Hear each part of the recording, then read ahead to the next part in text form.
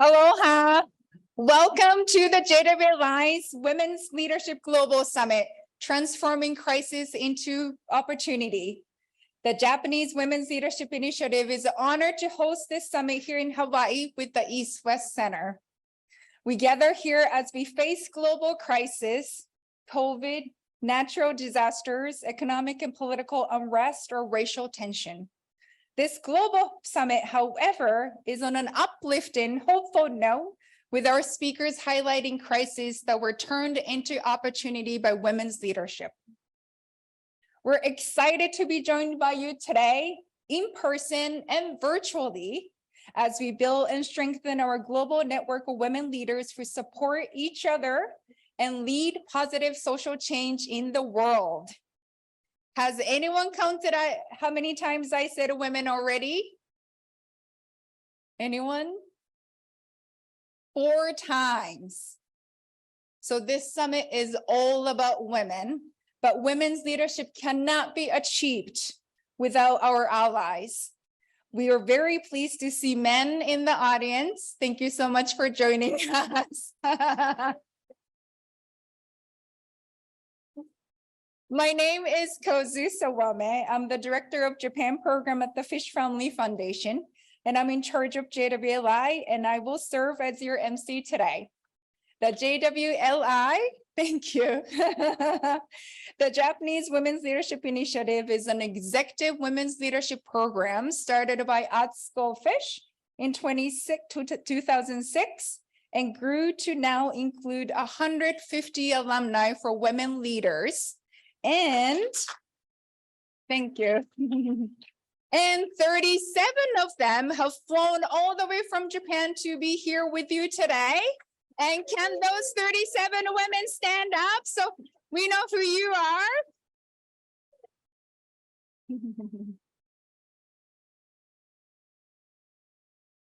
Please make sure to get to know them at the reception. They're very excited to meet you and get to know you.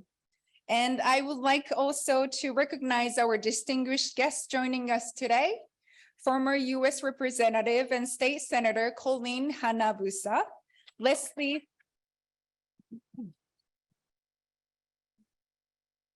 Kobayashi, United States District Judge, District of Hawaii,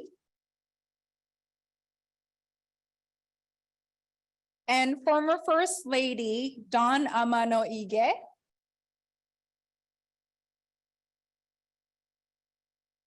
and Governor Josh Green will be joining us later this evening. Also, I would like to thank our partners, Asia Gender Network AVPN, Child and Family Service, Ito-En, the Japan Times, and the US-Japan Council.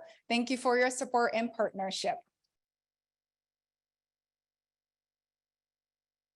Before we get started, I would like to go over some housekeeping items first, so please bear with me.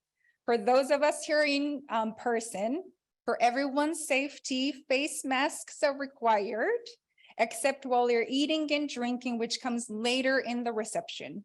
And restrooms are located on the 1st and 3rd floors. And please also enjoy some complimentary tea and water from our sponsor, Ito-En. And online, we have 300 people joining us, connecting globally. And I'm going to list all the countries from Australia, East Timor, England, China, India, Indonesia, Italy, Micronesia, New Zealand, Norway, Vietnam, the Philippines, Singapore, South Korea, Thailand, and the continental US. We're going global in a true sense today. And we very much welcome your participation online. During Q&A sessions, please enter your questions through the Q&A feature on Zoom. So I know you all must be excited, I am, to get started and hear from our amazing lineup of speakers and panels today. So without further ado, please allow me to introduce Atsuko Fish, the founder of JWLI Ecosystem. Atsuko Fish is a woman of creation and action. She started JWLI in 2006 and has expanded it with 3 other programs. JWLI is now an ecosystem that includes women nonprofit executives and social entrepreneurs in Japan. And not only do these women leaders follow in her steps, awards follow her too. She's a recipient of the Champion of Change Award from the White House and the Order of the Rising Sun from the Japanese Emperor. Please welcome Atsuko Fish. Aloha, everyone. Thank you for coming. And Kozu did a very good job. So I may have to repeat a little bit. Oh, I'm sorry. I will do it again. Aloha, everybody. Thank you for coming. I am very excited. Kozu just said 200 people here, 37 Japanese social entrepreneur leaders here, and 300 online virtual participants. It is my great honor and happiness, and thank you all for your work. But we decided to do this 4 years ago, and COVID prevented to host it. But finally, we are here together with partner East-West Center. However, this could not be happened today without our great Japan team. So let me recognize from Boston, Kozu, and Ayaka, and from Tokyo, Yuki, and Junko, one more from Tokyo, Junko, and 2 young women from East-West Center, Anna and Raya, thank you very much. Without your hard work, it never happened today. So I'm very, very grateful. Thank you. Well, the purpose of this summit today is we are listening global leaders, their experience, their story, and how they done well, wait a minute. How they have handled the transforming crisis into opportunity. We will learn from them, and we will seeking solution through rigorous dialogue today. And after that, we would like to build Asian network, women's network through participant. Today, here is a 200 and online 300, US mainland, Hawaii, Japan, and Asia. We are going to build a network. I believe the summit will provide you wisdom, courage, and hopes for all of us. After that, the power of collective women's voice and action will make a difference. This is just the beginning of global network women's leading social change in the world. And it is all up to you today to make a decision. How are you going to do? So think about it, and good luck, and please enjoy the summit. Thank you very much. Thank you, Atsuko. Next, Larry Fish is the co-founder and trustee of the Fish Family Foundation. Larry is a true leader in the business world with a career spanning several decades. And most notably, he's the former chairman and CEO of Citizens Financial Group. He's also been a leading philanthropist in the Boston area, working closely with nonprofit organizations for immigrants, at-risk youth, and those with mental health challenges. Please welcome Larry Fish. A big aloha to many of Atsuko and my friends in the audience today, colleagues of mine from the US-Japan Foundation. On behalf of my son, Edward, my daughters, Emily and Leah, and our daughter-in-law, Nina, I bring you greetings. We're so proud to be doing this program in our adopted home of Hawaii. Susie, thank you to you and your staff for making this beautiful center a part of the program. And thank you all who are coming today to listen and to learn.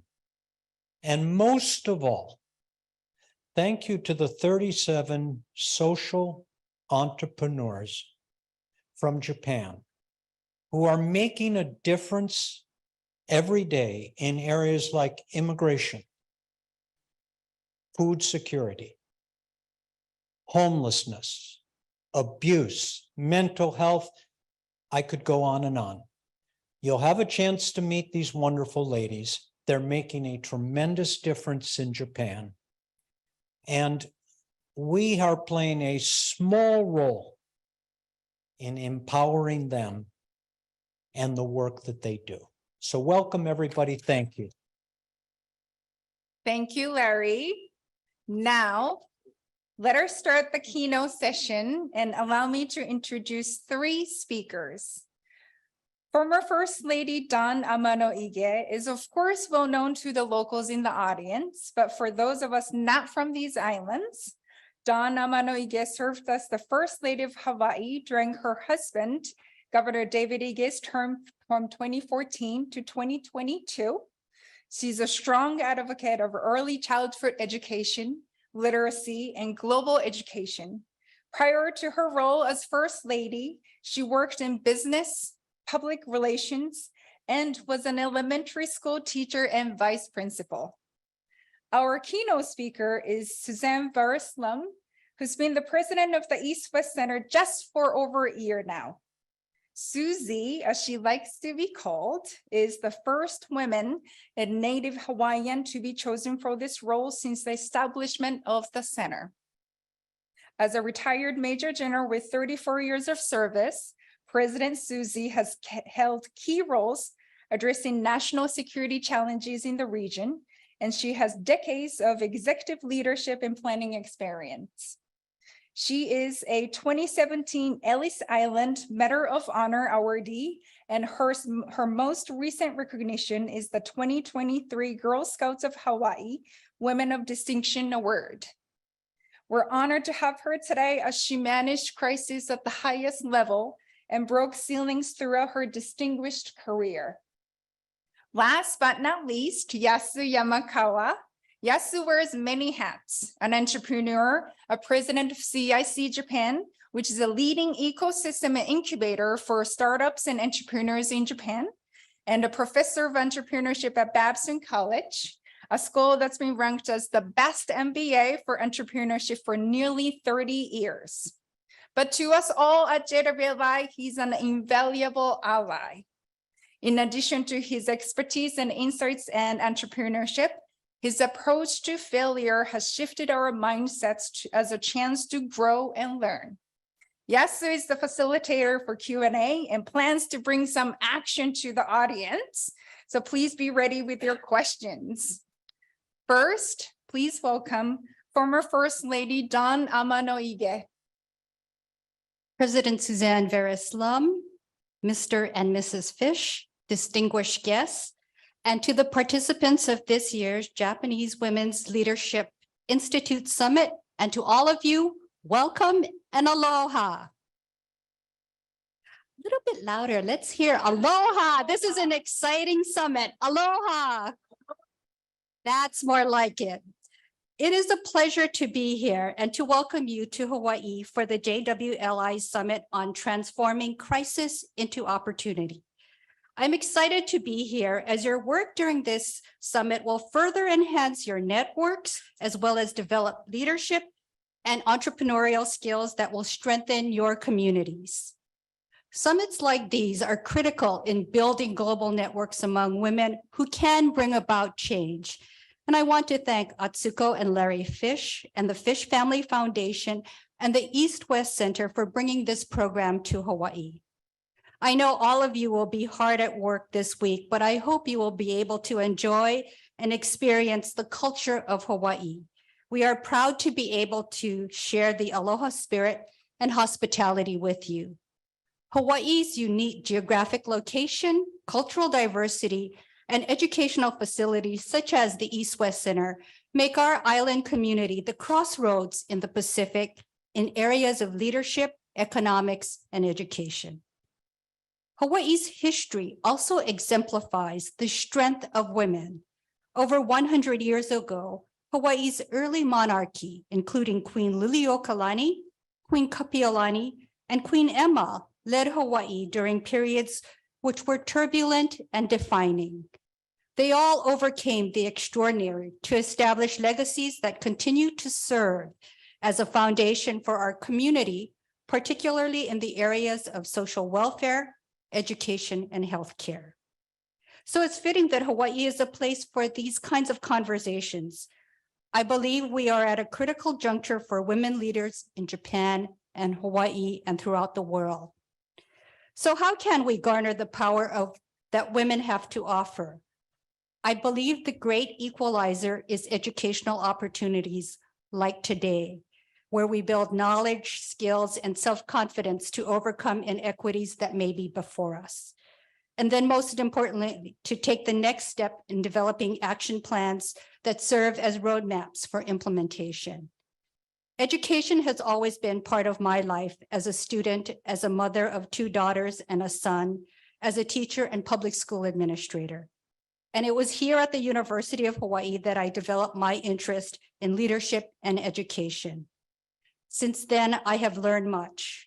When I served as First Lady, I realized that for advancement to occur, we need to know that we are able to overcome our own uncertainties to address the challenges that come with crisis.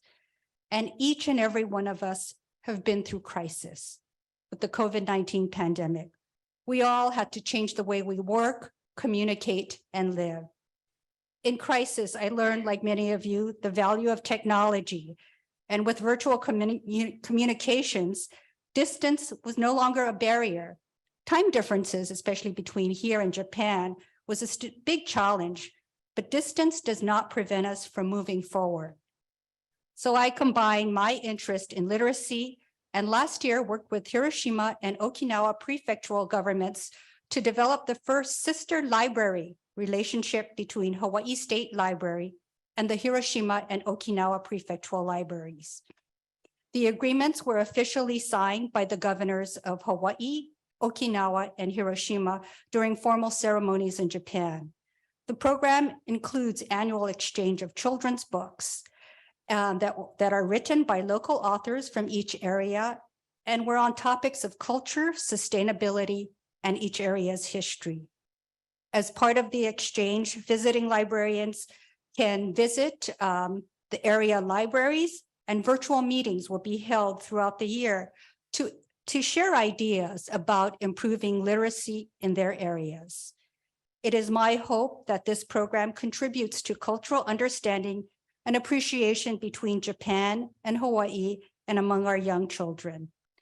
In dealing with uncertainty, I had to focus on what I could do with my passion for children's literacy and early education.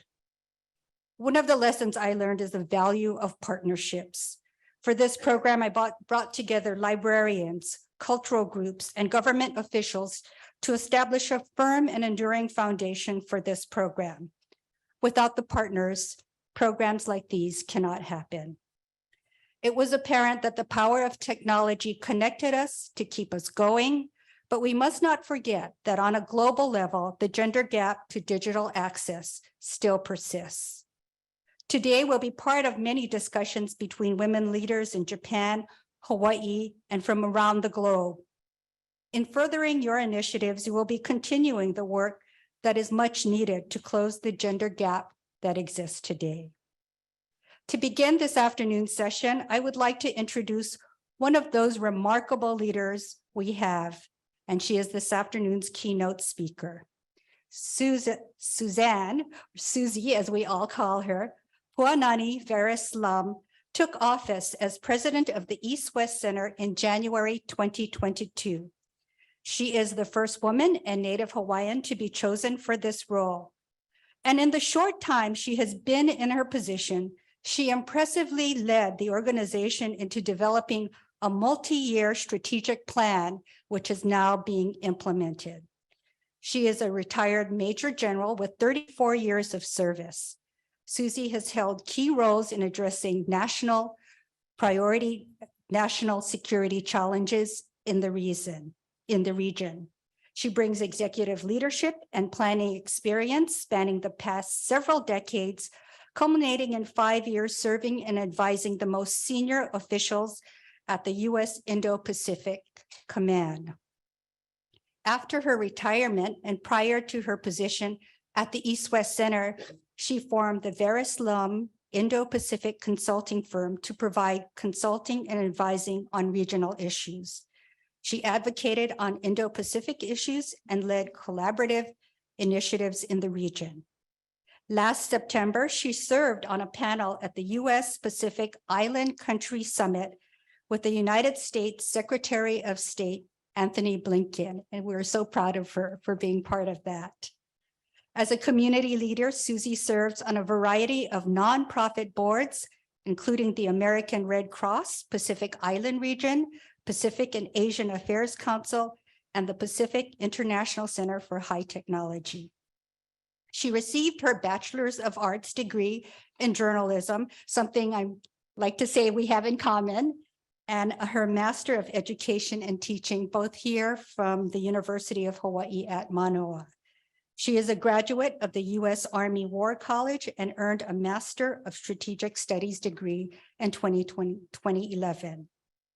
In addition to her many military and community awards, she is this year's recipient of the Girl Scouts of Hawaii Women of Distinction Award and a 2017, as mentioned earlier, Ellis Island Medal of Honor awardee.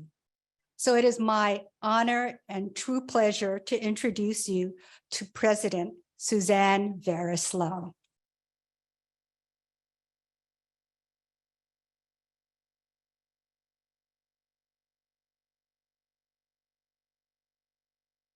Aloha mai kako.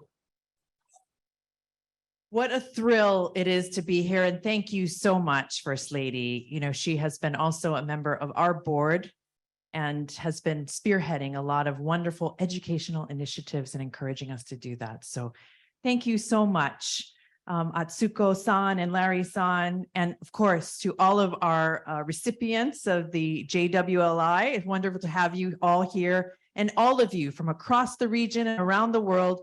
We are thrilled to have you in this space today. Thank you so much.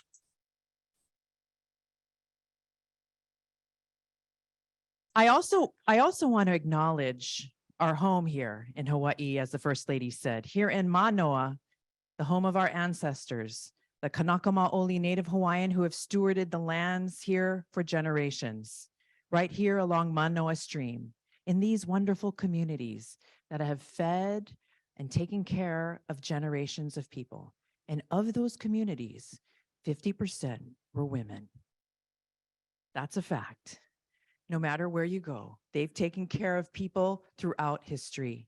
So it's so appropriate that you are in this space with us today to talk about this very issue that sometimes we don't want to talk about.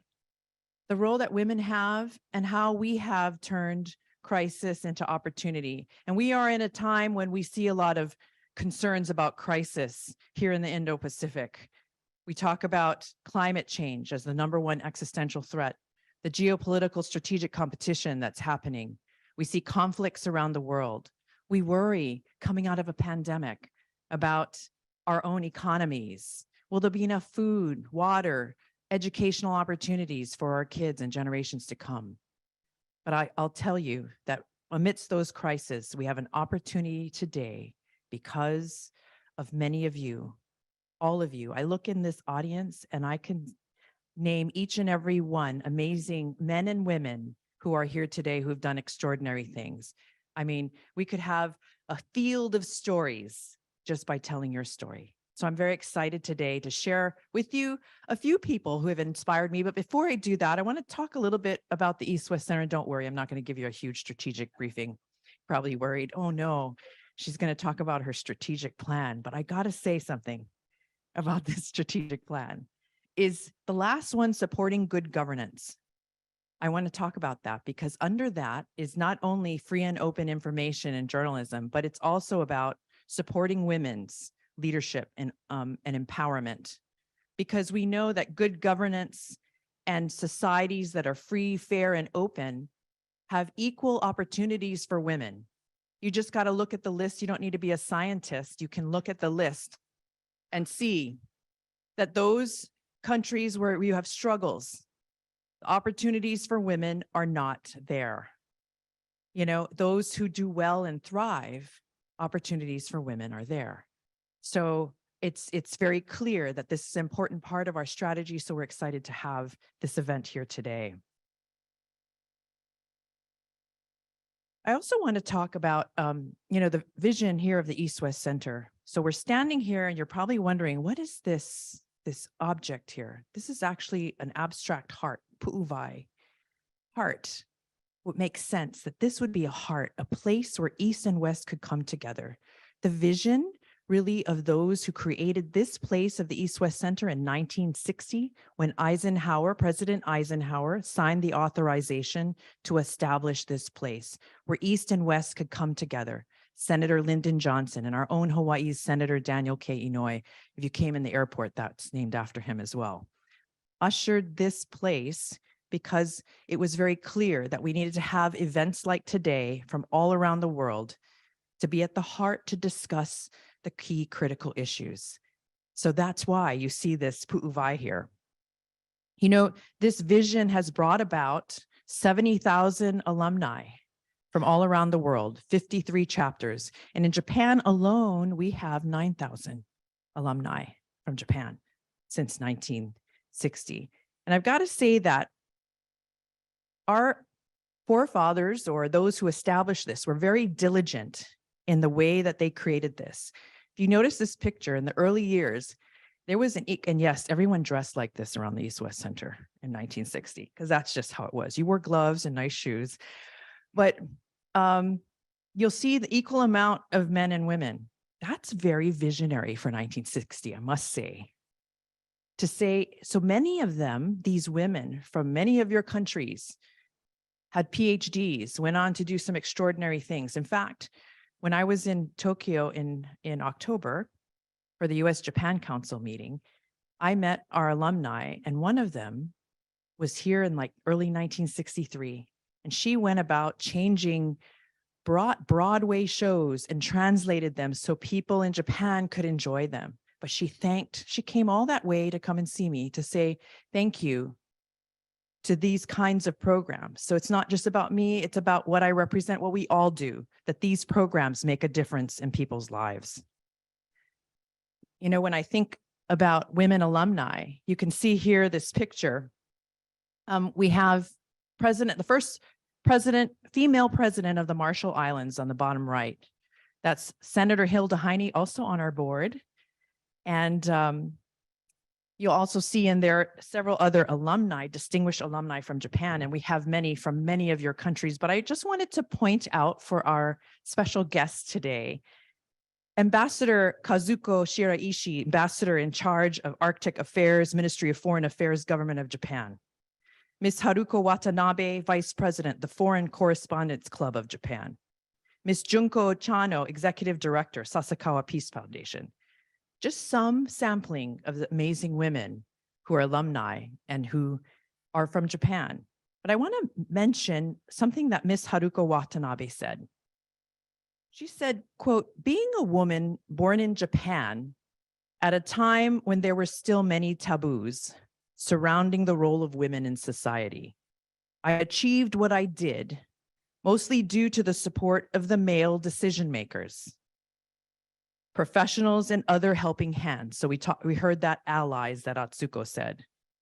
This started right at home with my husband, who all along was supportive and cooperative, and I'm thankful to them all. And this, yes, Larry, that's you too. This sentiment is similar, really similar to mine when I come to think about, but I'll come back to that in a minute. I want to talk about another famous alum in this space. It's Ann Dunham, if you noticed her. She is the mother of President Barack Obama. So she was an East-West Center grantee from Kansas and actually met, according to the stories, Barack Obama's father right on East-West Center Road out here. And then later on met Maya, his sister's father, who is an East-West Center grantee from Indonesia, right in Burns Hall, down the road here at East-West Center. And what's amazing is that she went on to go into communities and really help to develop microeconomies within Indonesia. So she, in her own right, besides creating an amazing president of the United States, she also, in her own right, did some amazing groundbreaking things. And of course, when I just mentioned this Japanese garden right here, I hope that you got a chance to see it. But down here below is where he used to play a lot. He would play as a child because his mom was busy working. So we talk about family support. East-West Center provided family support and childcare with the East-West Center garden down below. Although today, I don't know if I'd recommend that with the water, but he survived. It made him stronger. So again, crisis into opportunity. You know, it's what doesn't kill you makes you stronger. Gold is refined by fire, diamonds by intense heat. So if we think about that, all of those who came before us that I just mentioned, all experienced that. And just one more person before I get into my story is, you know, this is a Ohia Lehua plant. So if you go out here, you'll see our friendship garden, and there's all these native Hawaiian plants, and there's a new grove, Ohia Lehua, a very fragile plant that's really an indigenous plant that we're trying to grow a lot more of these native plants here, but this was a recent blossom. And I just point that out because the person who planted it is really a woman of courage. And this is Senator Mazie Hirono. She is the first female, of Japanese ancestry to be in our Senate, our US Senate, and on one of our most powerful committees, the Senate Armed Services Committee. She is one of two women of Japanese and Okinawan ancestry who represent Hawaii in our US Congress. She is also the first to be born in Japan and an immigrant that's currently sitting in our Senate, and the only Asian senator in our Senate, full Asian senator in our Senate. So she planted that grove because she has been an advocate of those who've been marginalized. She has been an advocate because of her story. She's turned crisis into opportunity. The reason why I share her story is she came here, we honored her with the First Lady right here where you're standing. She planted this, and on the day I saw her again, that Ohia Lehua blossomed, and she loves those. So I got to share that story with her. But you know, her mother had a lot of courage. Her mother left Japan in the 50s. Can you imagine that? With 3 children, leaving her husband. And she says this publicly, got permission because it's in her book, that her father was really negligent and alcoholic. She came here with mom. She worked 2 jobs, raised these children, got the support of teachers, and we met one of her teachers, and changed the course of many people's lives.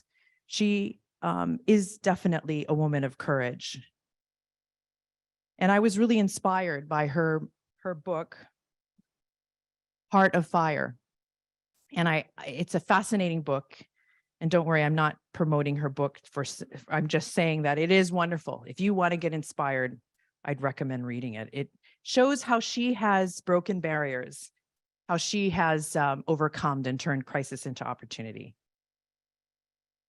So I just want to say again, I am very proud to be here as the first female president, but gosh, 62 years, that's a long time. So I'm grateful for our board. And I'm grateful for all of those who paved the way to allow this to happen. But I'm not really a stranger to firsts. So this is a picture of the Indo-Pacific, 36 nations, 14 time zones, 4 of the 5 United States national security challenges with China, Eastern Military District of Russia, North Korea.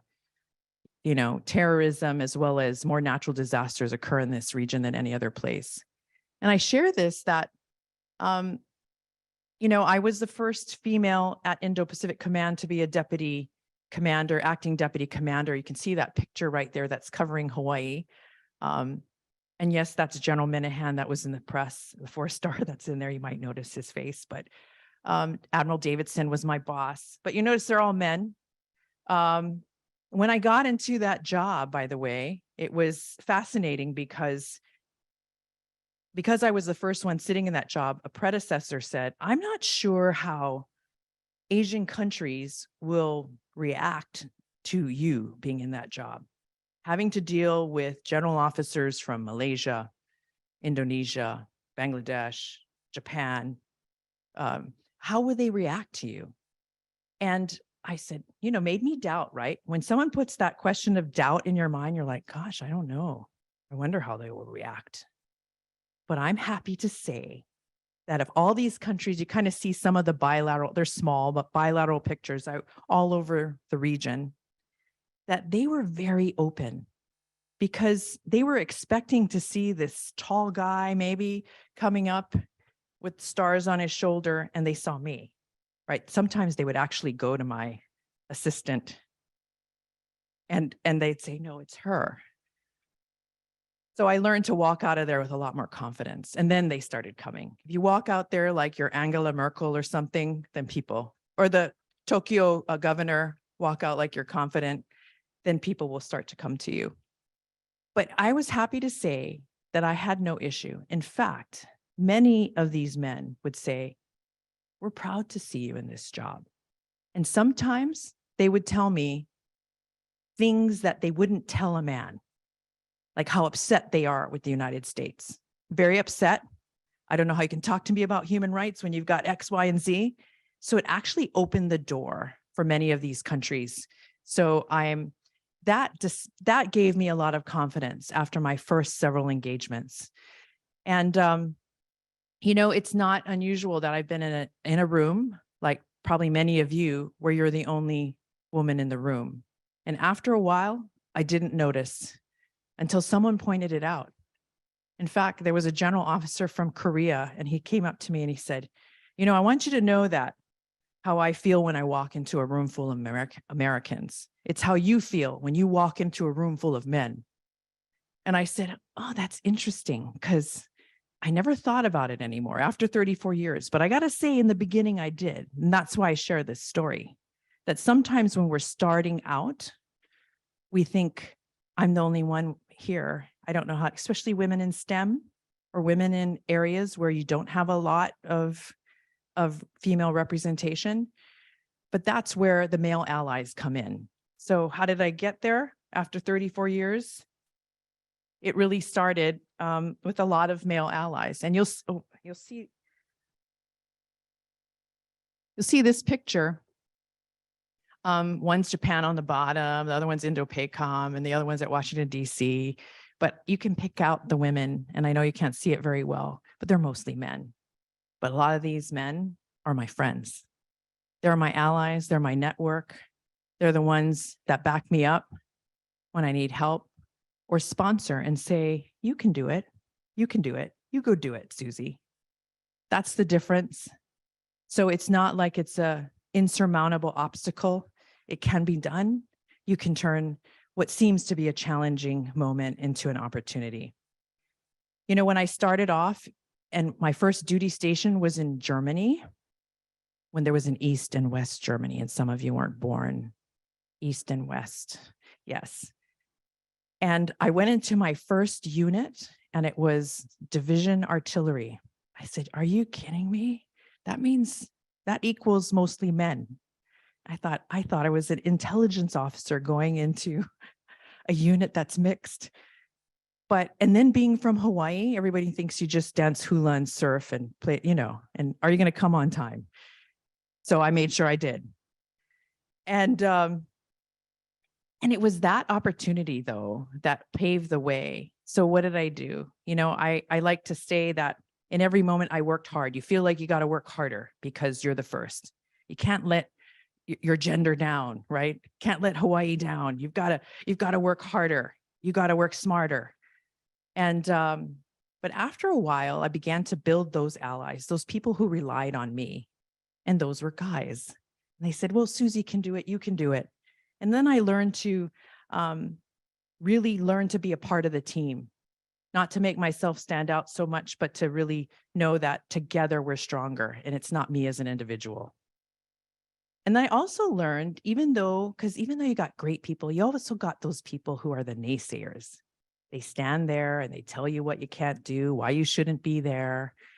And I learned to just ignore that, because if you focus on that, you will never get to the goal, right? If we listen to those voices, or what I like to call barking dogs, you're never going to get there. And that's what I resolved to understand. And then I became comfortable being uncomfortable, that pretty soon I didn't notice. So, you know, I want to kind of wrap up with this a little bit more about my personal life. So after 34 years getting into the military, I really came from a family of a mom who's from Japan. So you see the picture of Mount Fuji, and the other one to the right is actually Haleakala with snow on it. So my dad is from Maui. So he leaves Maui in 1960, first duty station, local boy in Japan. Now, they only had one stoplight, by the way, on Maui, they said, in 1960, and ends up in Tokyo in 1960. That was a big shift.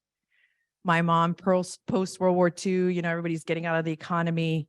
She gets a job on the base, tells them she could type, and she couldn't. Used her English after 6 years and got that job. Met my dad. Ends up, you know, of course, having us. My dad goes to Vietnam, and then we move back here. So she's in Hawaii, loves it, but it's still a cultural difference, a shock. So as I was going, and I went into the military, went through ROTC here at the University of Hawaii, she would tell me, you know, women cannot do that.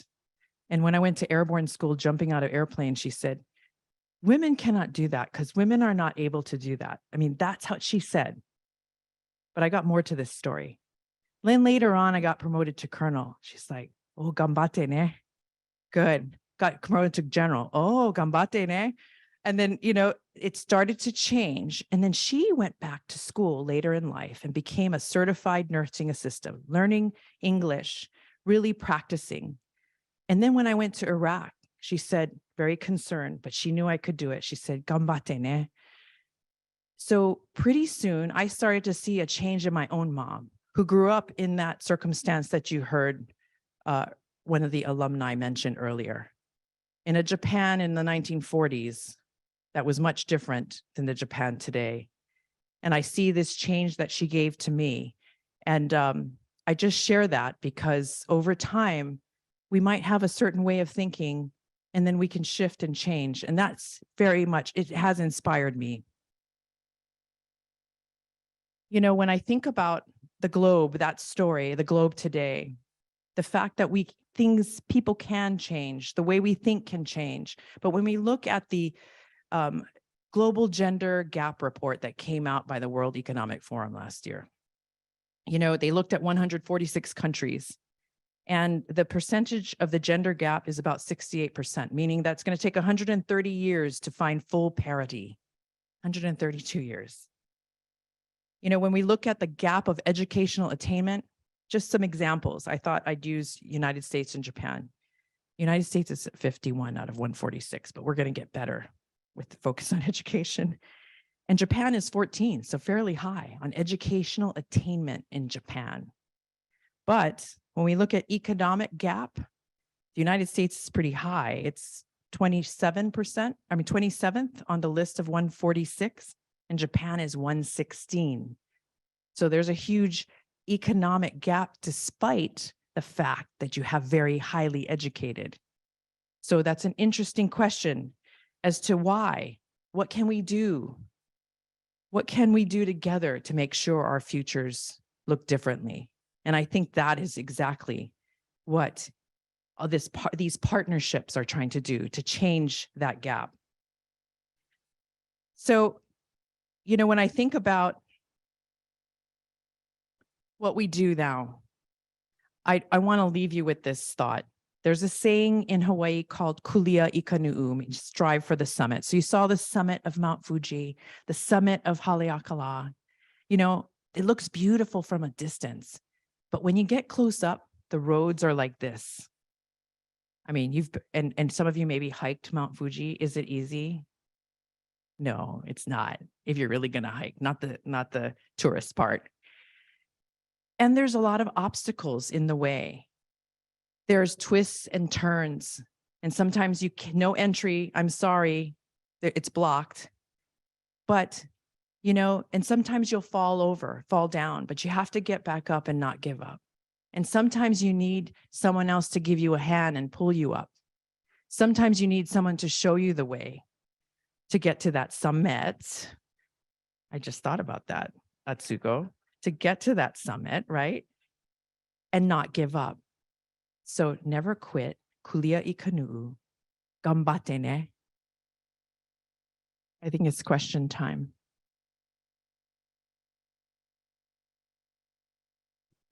That was amazing. And I lost my microphone, so forgive me about that. I had the best seat in the front row. I almost forgot that I had work to do, which is an honor, which is a pleasure, but back again with the microphone. So thank you, Susie, for an exciting and very inspiring and very personal story that you shared with us, a journey almost, yes. And I remember yesterday, you mentioned to the group that each and every one of us has a story to tell, but yours was, of course, extraordinary, one of a kind, and I'm very sure we're learning much from it. Two things in particular I'm pretty sure about at this point. First off, your words of wisdom have already impacted many of us today in a very positive way. So thank you for that. And secondly, I am also very sure that we want to hear more. And we want to ask questions and learn from you more in depth and breadth. So without further ado, I'm going to go around and I'm sure you have questions. So don't be shy, raise your hand. Okay, we got a lot coming in. Okay, just going to start with you. Yes, Minako-san. My name is Minako Kato. I am a JWLI alumni from the Boot Camp 2019 Nagoya. I am the president of the Japan Indoor Air Quality Association.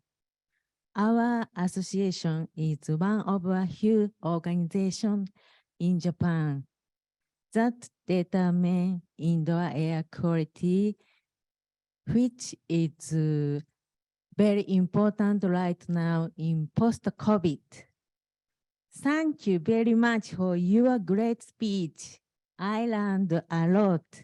My question is this: what is one important thing to do when you try to collaborate or get partners? Thank you so much and congratulations. And thank you for the important work you are doing. And thank you for that question. And you know much about collaboration. For me, it is looking for opportunities, sharing with people, meeting new people. And I think sort of like what I said yesterday is actually being willing to talk to people you don't know. Because what do we do when we first go into a space? Oh, Atsuko, I know Atsuko. I'm going to talk to Atsuko. And I don't, we see, and I love it. Of course, we get to see Nancy, Louise, like, oh, hi. But there's so many people. It's so easy for us because I think the more that we can network and collaborate, met some new friends today to collaborate. I think that's where it starts. But it is almost a willingness to do that. And doesn't mean that it's not hard for some of us. I think for some of us naturally can be introverts and shy.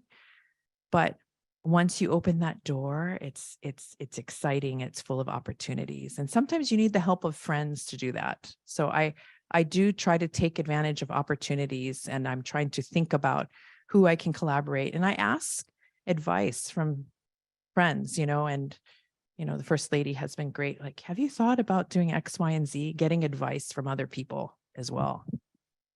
Thank you for that question. And congratulations again. Other questions in the audience?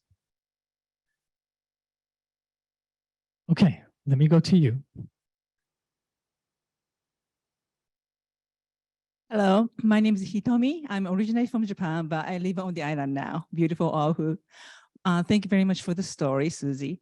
My question is, it struck me that you said that only woman in the room, and we all experienced that. What struck me was you said for 34 years. Is this still the case? And if that's the case, what more can we do to change that? And each of us, what kind of mindset should we have? Thank you. Thank you for that question. And thank you for what you do. I'm glad that you made Hawaii your home now. What I did notice when I was leaving Indo-Pacific Command, the senior level leaders were always we'd have these briefings, all men. And one day we were standing there. It was myself. It was the senior communications general, another general from Australia. We even had an LNO from Japan, Wish Tamakoshi, the senior pilot from Japan. I mean, women all on this side. And we didn't notice until we all looked at each other and said, we're all women. Where's the camera? We were so excited. But I think there is concern in many, and we're very excited now today in Hawaii. Like I said, 50% of our US congressional delegation are women.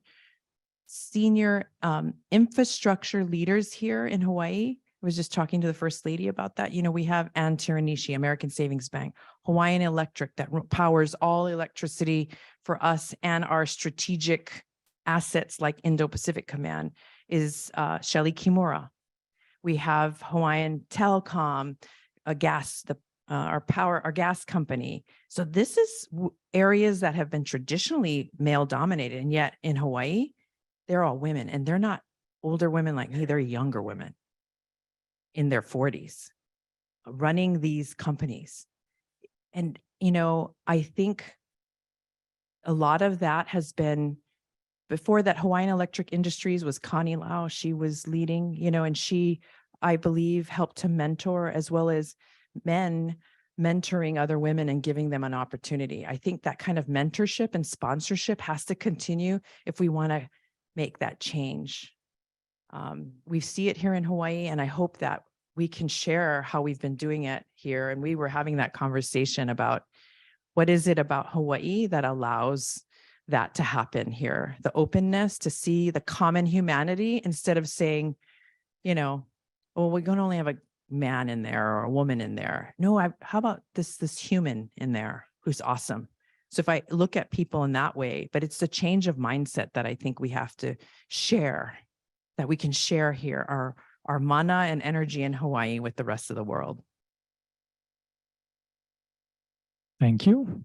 Any other questions from the audience? Yes, let's go to you. Thank you very much for your wonderful and inspirational talk. My name is Yu. I'm from Japan, and I'm the CEO of the company called Annaho. I'm the passionate of bringing the more global diversity into Japan's innovation ecosystem. And my question is, from yesterday for the welcoming speech, you repeatedly mentioning about the importance of the storytelling.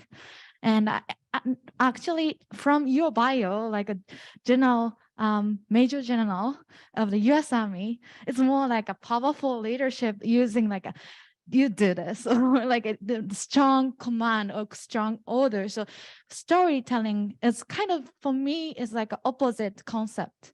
So I believe that can be also the unique or the strong parts of you having for the U.S.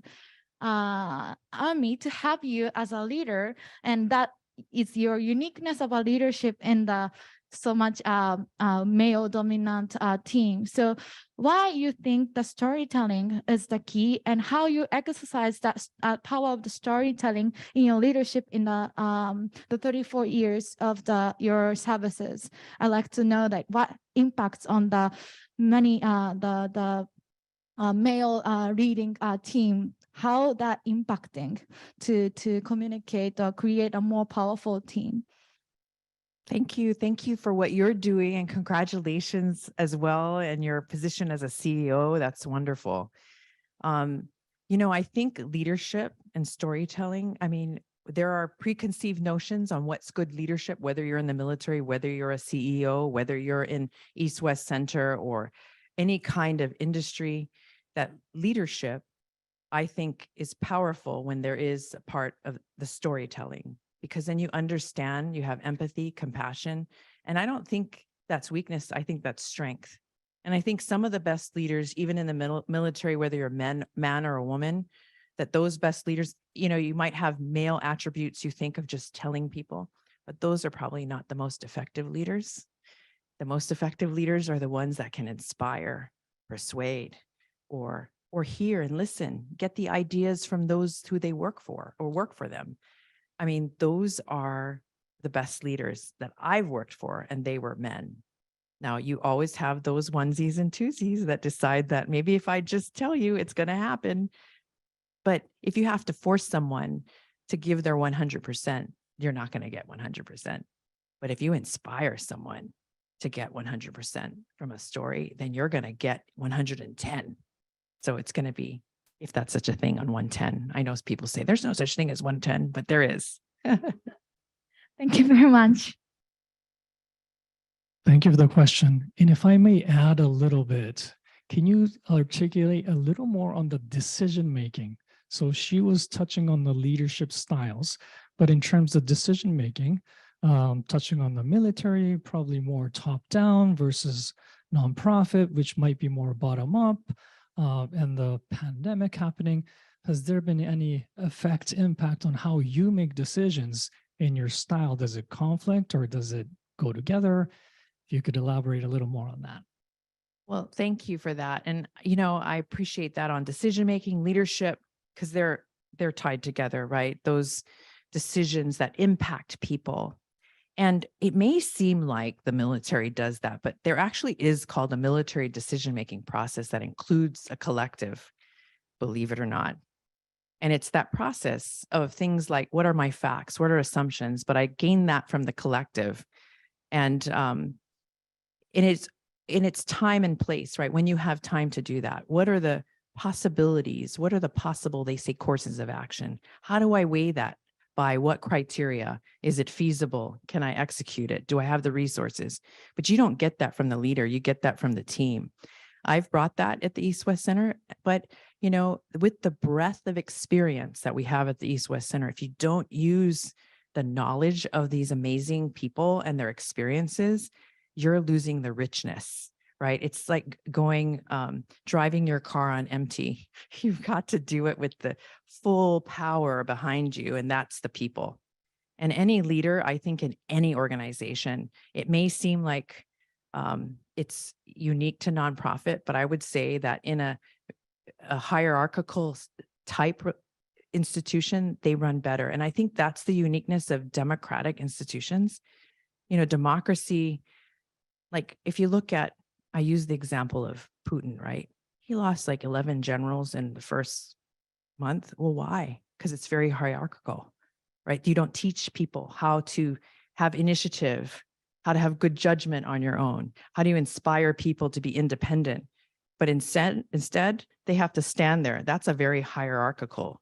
But in a democratic institutions like we have in many of our countries, where we try to inspire people to think for themselves, that's a very different kind of leadership model, which I think any institution, whether you're a military, nonprofit, or business, can gain from. Thank you. And the reason I'm carrying this gadget with me is because there are people online participating. And while I see a lot of hands already in the crowd, so it might be hard for me to get to the online questions, but we'll get there. So don't hesitate to reach out and ask questions through the Zoom, please. Okay. All right, back to the audience. How about you? Inae-san. Thank you very much. It was very inspiring. My name is Minae Suzuki. I'm from Toyota City. My question is, what is the most important values for women leader? I'm founding a member of the student guild. One of our male staff members shared he feels uncomfortable with a woman-only program. With a only woman-only program. So my question is, what are the most important values for woman leader? Thank you, Manai. Thank you for your question and for what you're doing. Thank you so much. That's an important question. And I was interested in your comment where they said some people are not interested in women's organizations. And, you know, I really believe it goes back to this education process, that it's not a woman's issue, it's a human issue.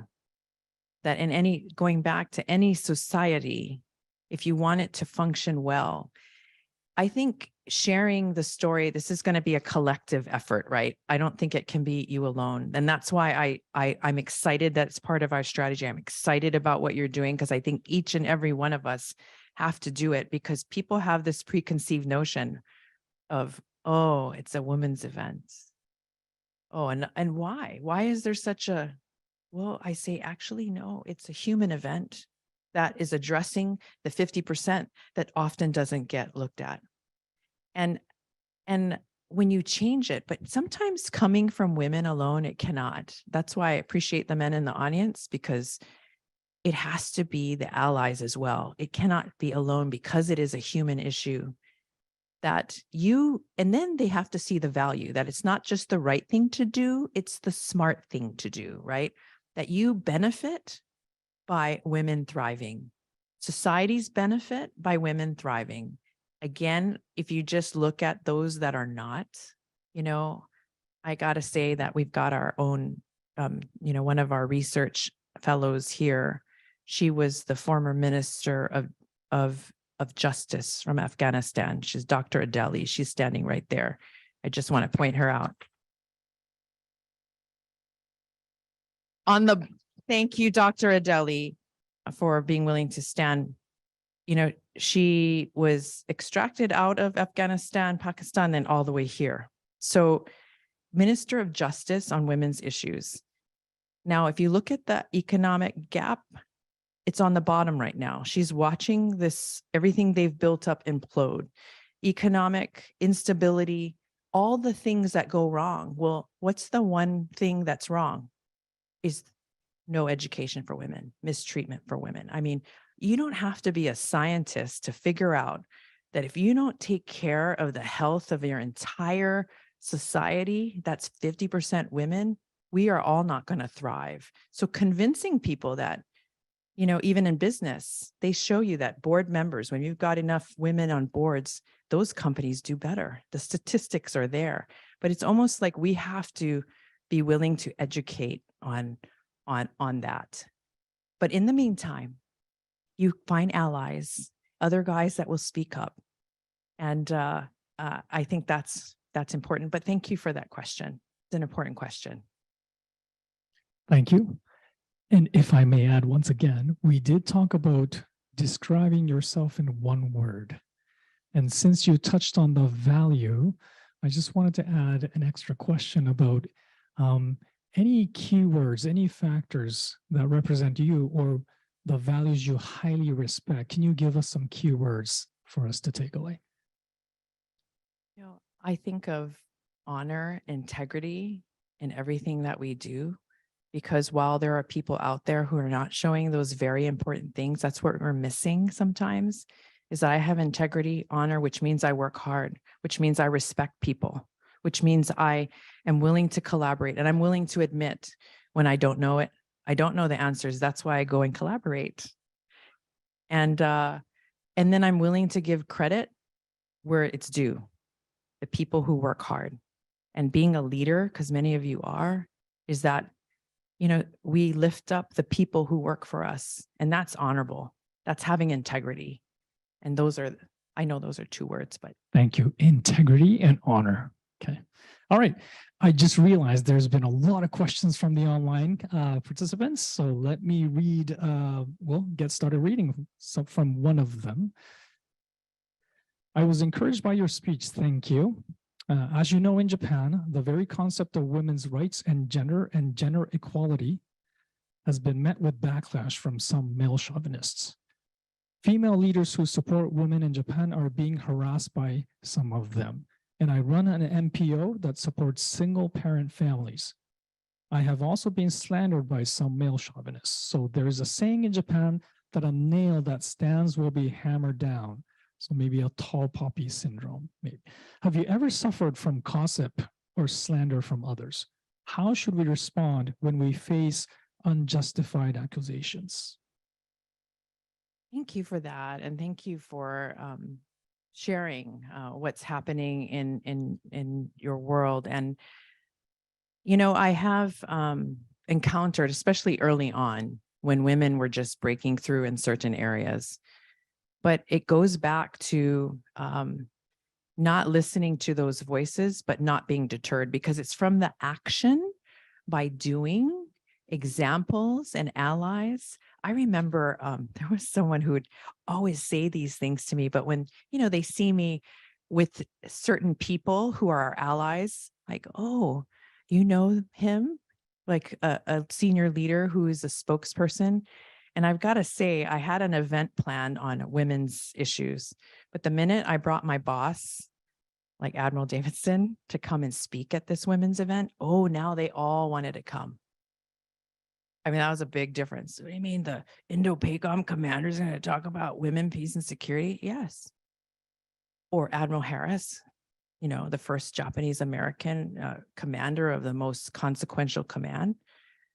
If he's up there saying, I want us to focus on women, peace, and security, then all of a sudden everybody's interested. But that's almost sometimes what we have to do, is find those people who are willing to stand up, who are in positions of power that will lift others up. And I think, and then we also have to encourage people that we're not in a scarcity mindset. There's plenty for everyone.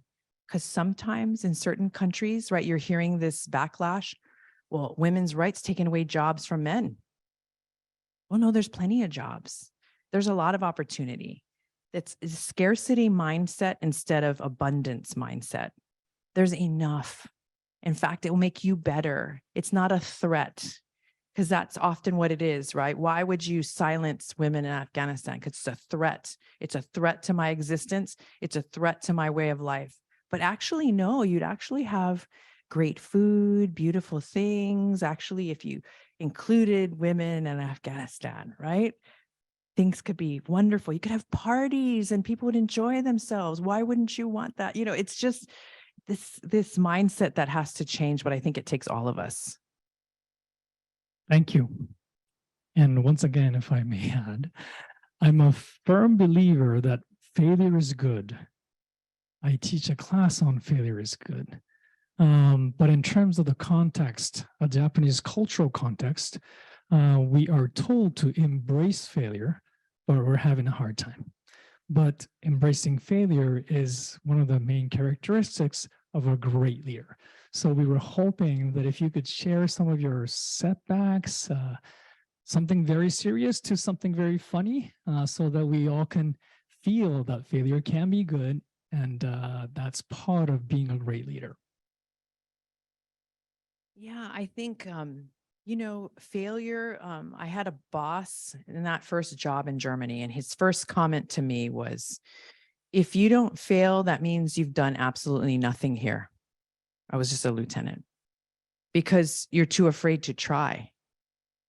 So you have to allow yourself to fail. And I thought, wow, here's this colonel. I'm just a lieutenant telling me I can fail. But I knew that wasn't a license to just mess up, but it was almost permission to try. And if you fail, it's okay. And sometimes I'm so excited. So I'll say more recent, I took over here at East West Center, first strategy since 2005. I just so excited. We're going to get going. And then you're pushing coming out of COVID, realizing and hearing the voices of your team who are working so hard. And don't worry, I'm not using this platform just to talk to my staff, but I know I'm working. And then you realize you've got to listen to those voices. Because if I would have continued on that path to just stop and let's focus on how do we transition and listening to those voices for me. But, I'm in a position now, in this position where I'm controlling that, right? But when you're not, when you're young, you're younger and you're trying, oftentimes I found, I remember when I was in Germany, I had they would put lieutenants with these older sergeants, and he was older. And I guess I relied on him so much that, you're going to take care of it. I'm just leading and you're going to take care of it all. Well, he passed out on this major exercise in Germany across a 40-kilometer front that I was responsible for. And it was not good. And I thought, oh no, I don't know what I'm doing. And, instead of the moment of panic, I figured out that I had to go find help. And that's how I got out of it. But it was almost a moment of catastrophe. And luckily, I was able to get help from other people. But I think it always comes back to that, right? Listening to people, be willing to ask people for help in these moments of professional crisis. Thank you for sharing your story. I thought I saw a hand up from this side. Yes.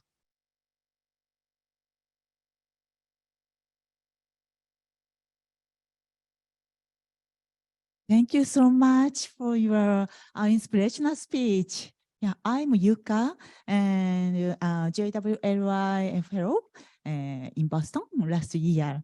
Yeah, it's the first time to visit Hawaii, and it's a very special experience. And my issue is to the right for breastfeeding in public and child rearing in the workplace. And my question is, sometimes women's leader got jealous feeling by some women or men, and how to get over or how to avoid this feeling and action. Thank you. And congratulations to you as well. And yeah, those things that are natural for women in society and what is allowed are all different based on social norms of each community. And I think it does take courage. That's another word. I think it's courageous. Even your question is courageous. Some people don't even want to talk about that question, and yet you're willing to bring it up. But I think it takes that kind of courage to address these issues, that it's to take care of children, it's to feed children, that you shouldn't have to be, go to the bathroom and sit in the bathroom, And I've seen that so many times. I even saw it, at Indo-Pacific Command where it's military. And what they did was create a room with a refrigerator so moms could put their, and these are soldiers, sailors, airmen, but it was, folks willing to speak up. So young women would come to me, we don't have anywhere, we're in the bathroom, can we have this place? But it's having that courageous conversation that I think we need to. So thank you for bringing that up. And I think legislation, right? We have a lot of amazing people, and our former Congresswoman Hanabusa, when we talk about legislation. So here's another Asian American woman in Hawaii. So going back to, Hawaii leaders who kind of broke a lot of ground for us. And but it's the legislation, the support, not just us talking about it. It has to turn into action, I think, to support women to be able to do that. Thank you. Allow me to go back to the online participants. We have one from Noriko-san. My name is Noriko. I run an organization called Do It, which works to advance equity and learning in primary and secondary education in Japan. Her question is, what kind of impact do you hope this summit will have on Hawaii overall, as well as the East-West Center? Well, thank you. Thank you for your role in education and dialing in online here with us. I think this summit, sometimes you need that catalyst, you need that jolt to get us back, especially coming out of COVID. We're out of COVID, people can get complacent, but yet there's so many issues going on. And it's that courageous, again, event like this that's willing to address the issue that no one wants to talk about. And if we don't, we're going to continue to go down paths that we don't want to, statistics that we don't want to see, and not raise the voices of activities that you're doing with young children, the activities that all of you in this room are doing. And if we don't leverage this summit to network, to build the next steps, to continue the momentum, I think this summit is needed, because we stand on a summit, right? We look around, you can see all around when you're on a summit. And we can see by meeting, we can see by understanding, we can see by having those conversations. Thank you. Any others in the room? This is your chance. All right.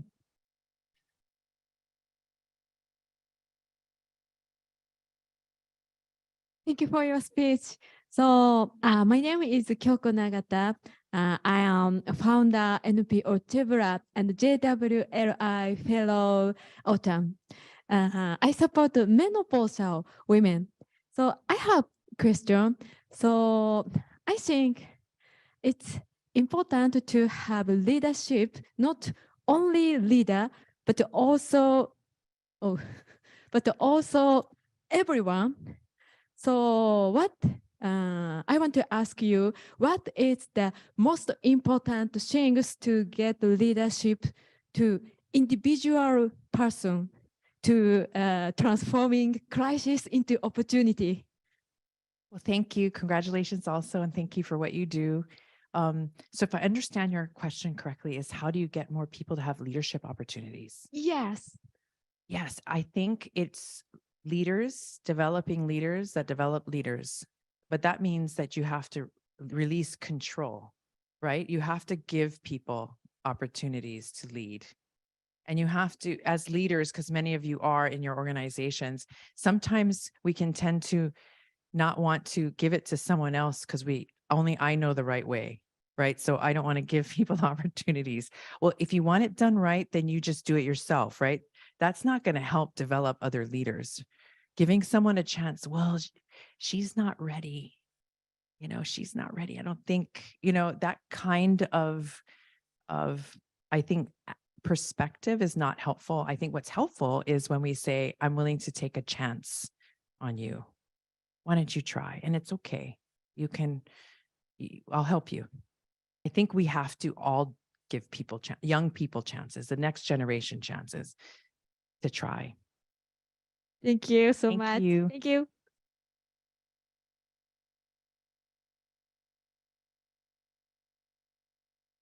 Hi, my name is Megumi. I'm also the one of the 37 fellows from Japan. My organization is working for gender equality and women's empowerment in rural Japan.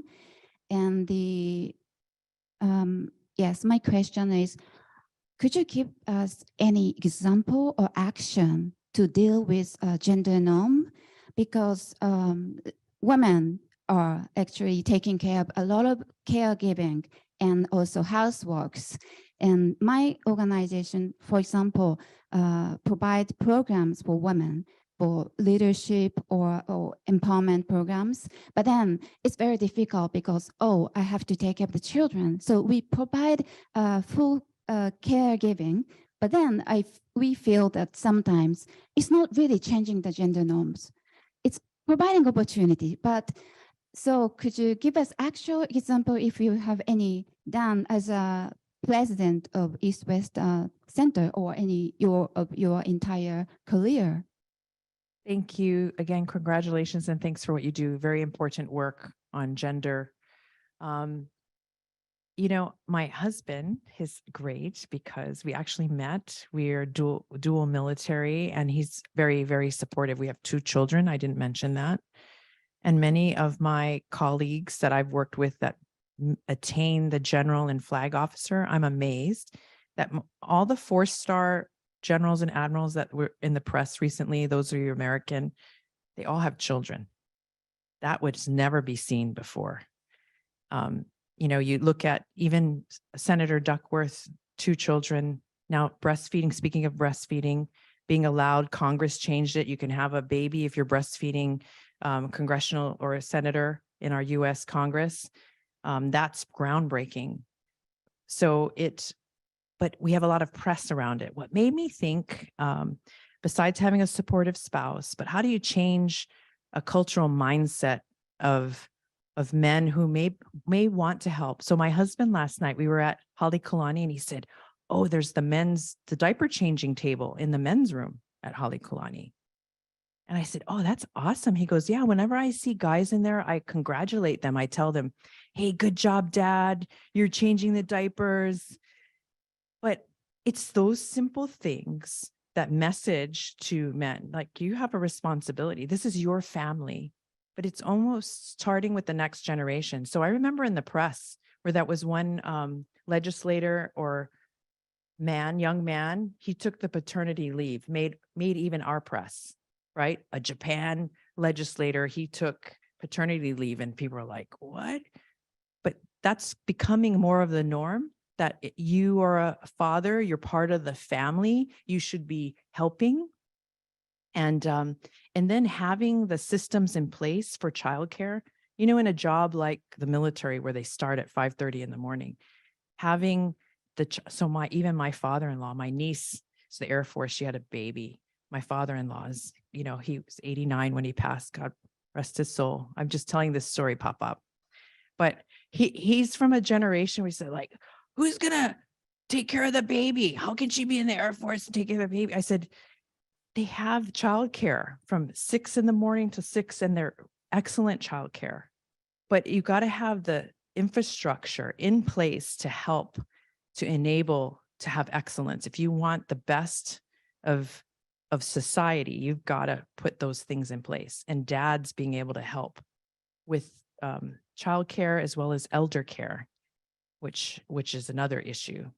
And I think media plays a big role. So when the media spotlighted this gentleman, I mean, I remember it. It went all over the world. I think we could do more in that space by highlighting these individuals who make change. And, you know, and I think about when, you know, Prime Minister Abe talked about womenomics, and he talked about one of my counterparts, which is first female admiral in the Japanese Maritime Self-Defense Force. And he mentioned her in a speech. She told me, oh, you know, the Prime Minister mentioned me in a speech. I said, that's great. But because she's the one in the first, but it's like the media has to spotlight these changes to kind of help enable change, I think. But thank you.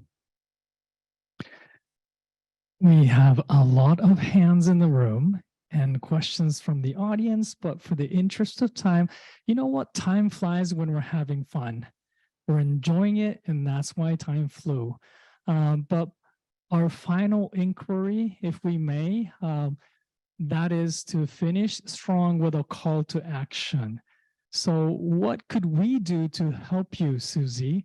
Or can you conclude this session with a few words? Well, thank you.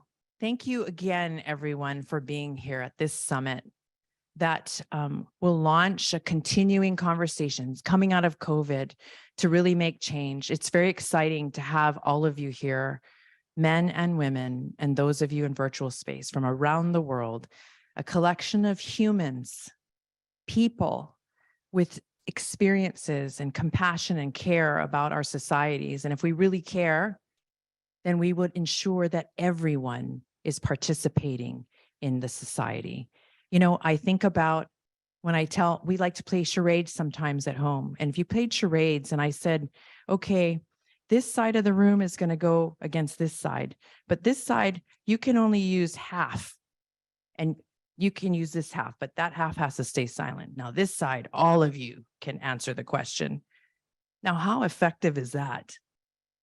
And yet that's what we do sometimes, but you are the voices to make that change. All of us, men and women, young and old, from Japan to Hawaii, to Singapore, to China, to wherever you are.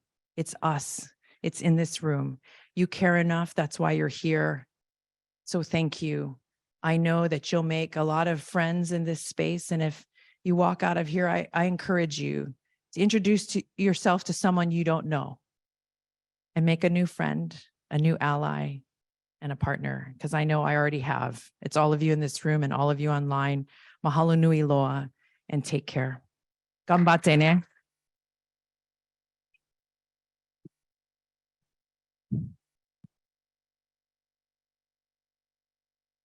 Thank you very much, Susie. Once again, I guess it is up to us now, each and every one of us, to take action. So action triumphs everything. Let's do it. All right, so maybe another round of applause for all of us joining, including in person and online. Thank you all for joining. Thank you, President Susie. I'm going to go off the script a little bit because I wanted to tell you that this summit actually has been proposed originally in 2019, which is 4 years ago. And I was sitting over there listening to Susie. I can't believe that it's actually happening after 4 years. This summit has been in the making for 4 years, and it feels so right to be here in Hawaii. And it feels so right to be here at the East West Center. And thank you so much for being here. You could be somewhere else, but you chose to be here with us today. This is incredible. So I want to break out for a 15-minute break. And please enjoy yourself with the complimentary water and tea from Ito-en. And we'll be back in 15 minutes. All right. Welcome back. And are we ready for the global panel? Yes? All right. Today, we're joined by 5 amazing women leaders from 4 regions: Hawaii, the continental US, Japan, and Singapore. First, Cathy Betts. She's director of the Hawaii Department of Human Services and has served in this role throughout the pandemic. Prior to that, she led Hawaii State Commission on the Status of Women for 6 years, overseeing several policy successes. Next, our moderator today, Anissa Kamadoli Costa. Anissa is a philanthropic executive and is Rivian Automotive's first ever Chief Sustainability Officer. Most recently, Anissa held the same title at Tiffany & Co. And under her leadership, the company constantly earned top sustainability ratings. Next, Megumi Ishimoto. Megumi is a JWLI alumni. She's representing the 37 women and is co-founder of Women's Eyes, a nonprofit for women survivors of the Great East Japan earthquake in 2011. Megumi most recently published a highly cited research paper titled Socioeconomic Impacts of COVID on Children in Single Mother Households. Next, Patricia Matthias from Singapore. She's the head of the gender platform at AVPN, Asian Venture Philanthropy Network. With support from the Gates Foundation, she launched the Asia Gender Network, a network of philanthropic women for women and girls in the region. Last but not least, Rose Lee. Rose is the head of philanthropy at the Equity Fund, a global organization committed to funding feminist futures. Formerly, she was the vice president of strategy and program as the Miss Foundation for Women. In the next 90 minutes, you'll hear from these women leaders on today's theme, crises that were turned into opportunity by women leaders. And also you have a chance to ask questions by lining up behind one of the two microphones. One is over there, one is over here. And for those online, please submit your questions through the Q&A feature on Zoom. We'll try to get through as many questions as possible, alternating between in-person and online. Now, please welcome JWLI Hawaii Summit's global panel. Thank you, Kozu. Atsuko Fish, the founder of JWLI, first established the summit's theme, Transforming Crisis into Opportunity in 2021, when COVID was the main crisis facing the global community. So you fast forward to today in March 2023, and we have multiple crises in front of us as a global society. They range, of course, from Russia's invasion to into Ukraine, to natural disasters, climate change, racial inequality, uncertainty, and of course, gender-based poverty. I'm so pleased to be able to moderate this panel here today, which is going to explore how these women leaders have transformed crisis into opportunity. Our aim with our time today, and we spent a lot of time speaking about this, is to exchange ideas, to find common issue areas, to strategize solutions, and of course, to strengthen connections for collaboration. As we prepared for today's conversation, each of us spoke about how we would hope to empower and to urge other women leaders around the world to continue to make a difference and to build a global network for larger impact, which we're already doing again in the room today. So without further ado, I'm thrilled to be joined on stage by these inspiring global women leaders who've come together to share their experiences. We're going to do some brief self-introductions to augment what Kozu already spoke through. Why don't we start with Megumi, who is a pillar of Tohoku, Japan, which has experienced multiple natural disasters, I would say, including the earthquakes in 2011, as well as the tsunami, of course. But you're one of the most respected voices in the region, and we'd love to hear a little bit from you in your own words about your journey and yourself and your work. Thank you for your introduction. My name is Megumi Ishimoto. I am a co-founder and executive director of Women's Eye. Women's Eye is working in rural area, focusing on women's empowerment and gender equality. I co-founded this organization 12 years ago, right after the triple disaster. So the biggest earthquake ever in Japan, and tsunami and Fukushima incident. So back then, 3 months after, I was in evacuation centers, and there was no petitions for women to have the privacy. And there was no consideration of women's products, such as underwear and the feminine hygiene.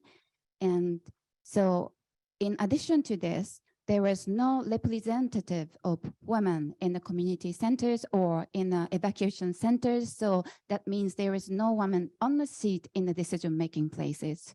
So what we did is, in early stage, we provided the support, but then later on, we switched to working on the community building where the women will be included. And so last 12 years, we've been focusing on this. And recently, we are also not just working in a grassroots level, but we want to include this opportunity and the experience to the higher positions as well, so that we've been providing information or attending in a W20, or this year I'm attending in W7, so that not just policy advocacy, but just how do you say, just connect our experience working in grassroots or everyday life to the policy advocacy, because we know that just working in a grassroots level cannot really change much. I mean, of course we do tried our best to empower women, but we really need to change that from the top, that we need to really let the leaders of global leaders know how they can change so that we can work together. Okay, this is my introduction. Yes. That's fantastic. This is a great start and introduction. Thank you, Megumi. So Pat, thank you for traveling all the way from Singapore to join this global panel. You are a mobilizer. You're a connector of people, resources, ideas, and you have built this amazing network of women philanthropists in Asia, perhaps the first of its kind, I believe, for women and for girls' empowerment. Can you talk to us about your journey? Well, thank you for having me here. Well, you've heard my bio, so to introduce myself, let me take you through my journey. So I grew up in a small town in India, but in a family with big heart. I think my parents were very progressive, because I remember when I was 16, I was selected to be a youth exchange student in the United States. And you must remember, this is before there was WhatsApp and video calls and email and things like that. And nobody in my town had ever been on an exchange program like this. In fact, very few had even been on a plane. And so all the neighbors came rushing into my parents' home and said, "You must be insane. How can you send a daughter, a teenage daughter, all the way off to America to live with families you've never met?" And I remember my parents being very calm and saying, "We trust in the values that we have brought her up with, and it is now time for her to find her wings and fly." And the only reason I share this story is that these are the values that have defined my journey.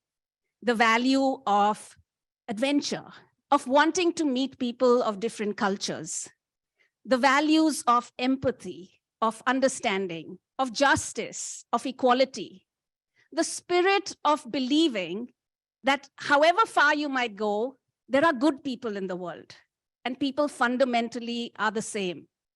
And so through all of these values have defined my work at Procter & Gamble. I worked there for 20 years, where I honed a lot of my professional skills, my leadership abilities, working with people all across Asia. And after working there for 20 years, I decided to move and join the social sector. I currently work for AVPN, which is a network of funders like foundations, funders like impact investors, funders like corporates, who are coming together to mobilize their capital for social impact.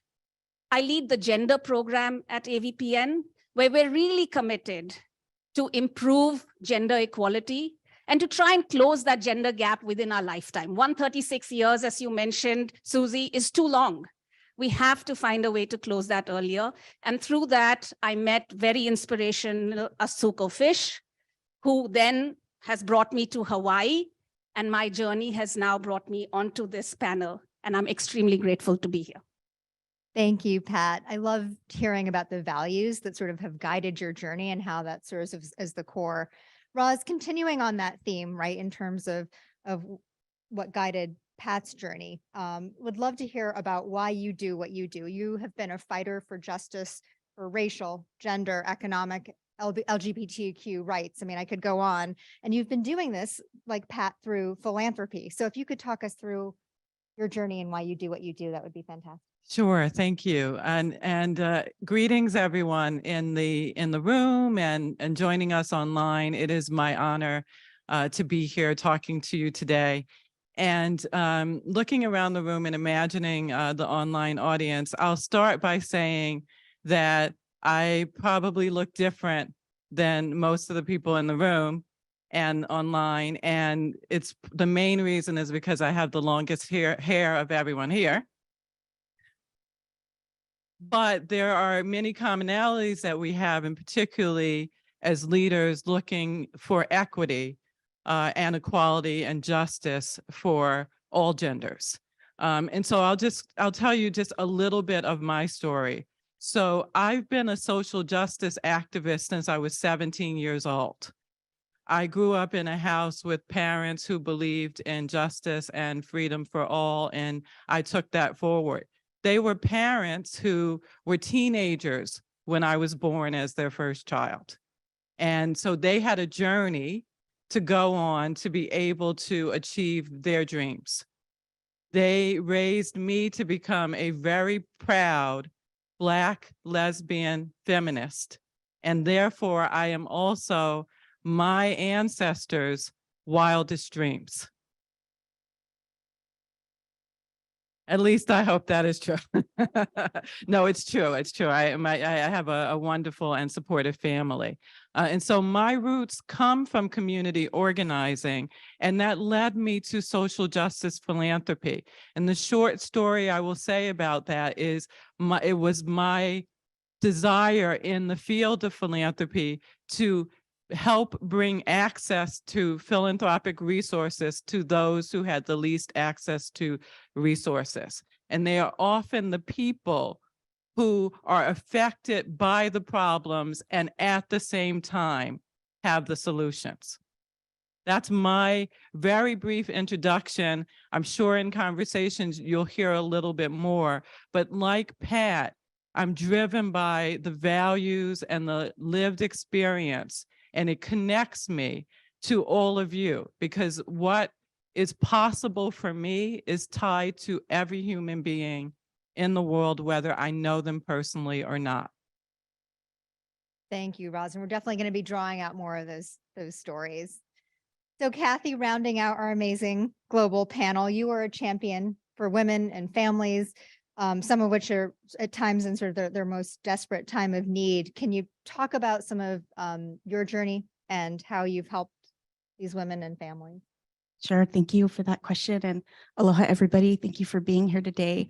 I'm really grateful to be a part of this conversation. I don't usually get out of my office very often, so I'm surrounded by people now, and it feels much better than being in a state office by myself downtown.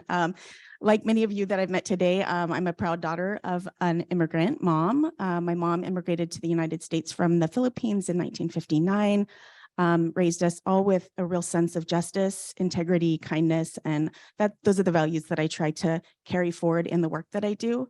I started my professional career working with teen sex assault victims.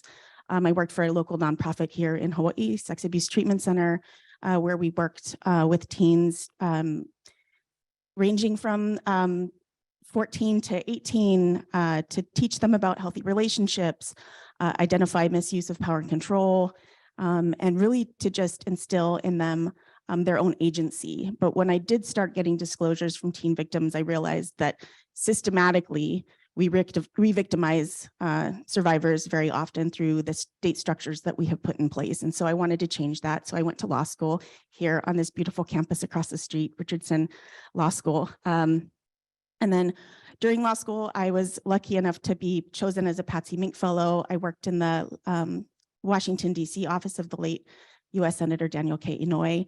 And I worked on bills for reparations and citizenship for World War II Filipino veterans. My grandfather was one of them, so it was an issue that was near and dear to my heart. After law school, I went into family law. So I litigated child abuse and neglect cases, restraining orders, custody, divorce, uncontested, contested divorce.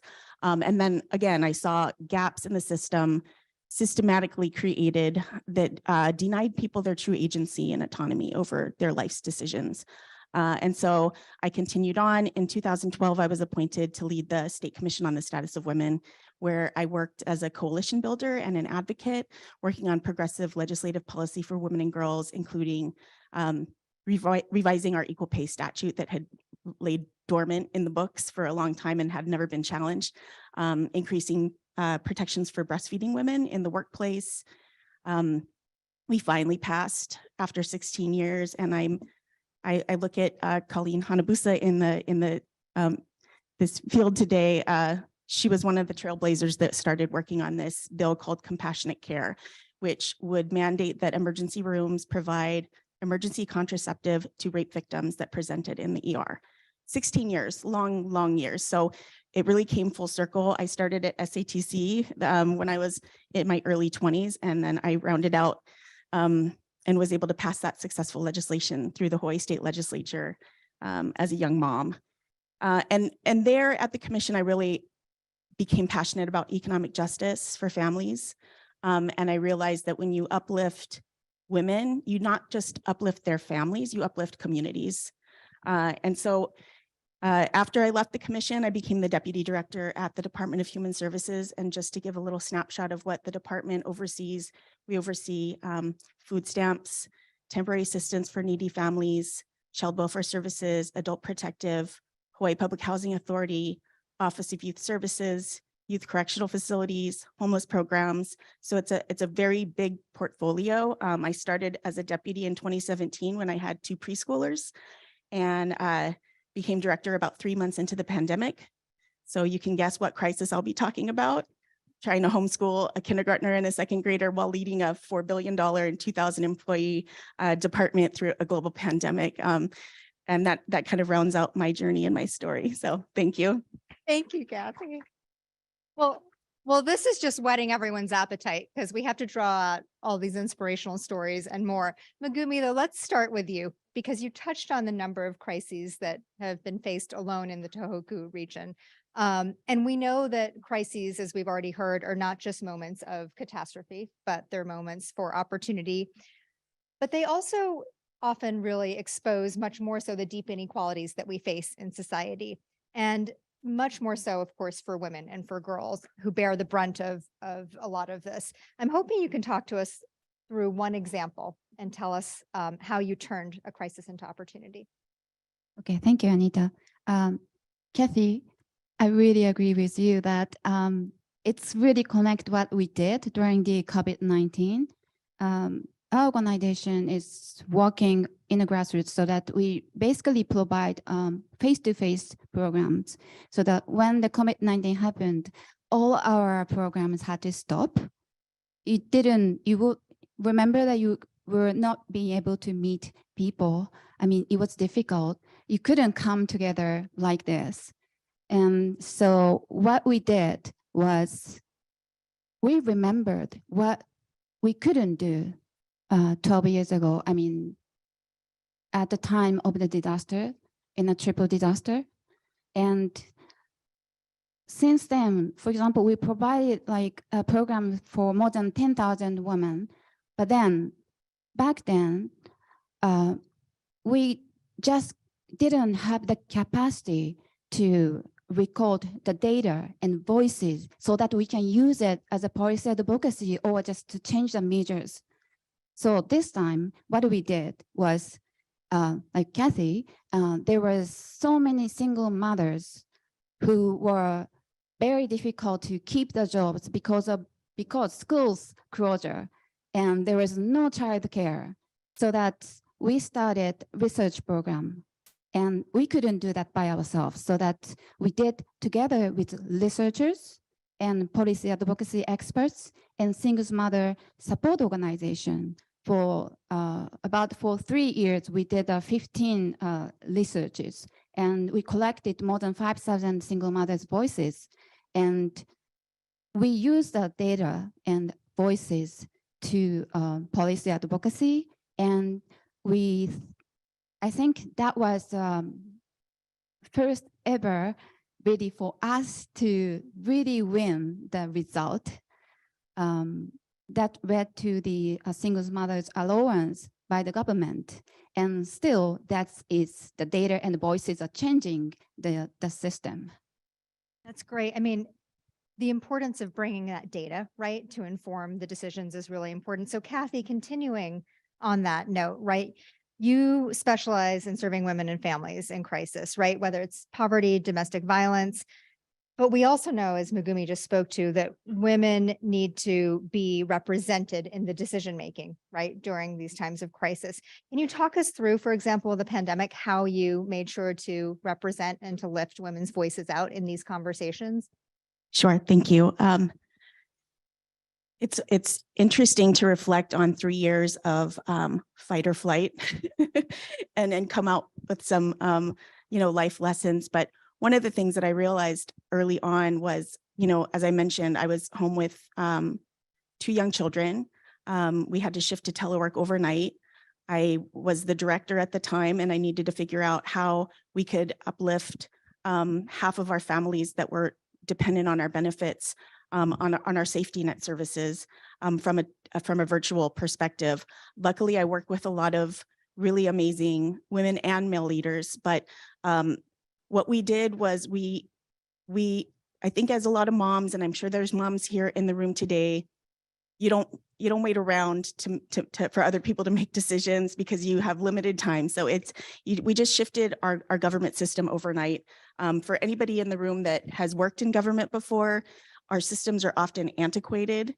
I have typewriters and various different old tools in my office that we are still reliant on. And so to modernize and innovate overnight took people that are creative thinkers. What we did do, we dealt with an exponential rise of applications for SNAP, which is our food stamp program, formerly known as food stamps. And if you think about Hawaii's demographics, we have the highest number of multi-generational households in the nation, highest cost of living. We had the highest rate of unemployment insurance claimants in the nation because of the job loss. Tourism was gone. We were really suffering, and we needed to ensure that we could innovate and look at ways to turn this crisis into something else. And one of the things that we did was creating more policies that are family friendly especially for female workers and people that are caregivers. We inherited an old patriarchal system of government functions and government work, and we cannot go back to that old way of doing things. So I embrace flexible work policies and telework as for whatever need. We had a lot of caregivers. I was one of them. I was taking care of 2 young children while running the department. My dad had a heart attack during the pandemic at my house, so I had caretaking responsibilities for him too. But what I think sometimes happens especially in government work, if you're not in the office, people are going to make the decisions for you. So you have to ensure that you lead with integrity and kindness, but also by example, that I'm going to be the decision maker. Decisions are not going to get made without me because you trust my judgment, you trust my leadership. And so that's something that I think that we all had to navigate during the pandemic is we're all working in different places. We can do digital work and still get the work done. That's something that government hasn't embraced in the past. It's more of if your butt is not in the seat at 7:45, I think you're out on sick leave or vacation leave, right? Versus the rest of us, we were working 80 hours a week to make sure that benefits could get to people. I also think that moving forward, we can innovate our workplaces. So how do we create more flexible work policies for caregivers and working families? That's something that needs to be uplifted. If we want to bring younger people into state government, which a lot of people don't want to go into state government because it's not necessarily lucrative, attractive, we have to retain these flexible work policies. And we also have to give younger women, opportunities to go up the ladder. And part of that is mentorship and providing a lot of the workplace policies that private sector do that government historically has not. That's incredibly helpful. And I think, it's interesting if I can add, it's really important that we continue to maintain and innovate and that we attract good talent into government, because at the end of the day, no crisis is going to be solved by any one sector alone. And so I love the fact that you were able to model that agility and change and innovation within a sector that traditionally sort of hasn't had that. Megumi, you obviously, as we all know from your question earlier, are a JWLI alumni. You've participated in the program in 2014, I believe, right? And Atsuko Fish and JWLI believe that collective voice and action really accelerate social change for larger impact. But at the same time, we were talking earlier about how traditionally in Japan, cross-sector collaboration isn't necessarily the norm and it's less common than here in the US. So how did you build and nurture the cross-sector collaboration that you and your organization have been a part of? Yes, and we actually, after the national single parent research we did during the COVID-19 for 3 years, we leveraged that experience to the local area, that where we work. In a rural area, of course, you cannot just say, oh, we have this data and voices to the government. The government, rural government people would say, oh, this, women's organization is coming to say something like, oh, what they're gonna say? Like, oh, we already know that there are a lot of problems. Which one is then? Is they going to get really mad or like? So usually they are quite scared to, what they are going to. I mean, what we are going to tell them. So it's really, really need to build a trust relationship. Last 12 years, we've been there, and when we need to say something, of course we say that. If there is a problem, of course we say that. But other than that, it's we believe it's person-to-person relationship, not the NPO versus organization.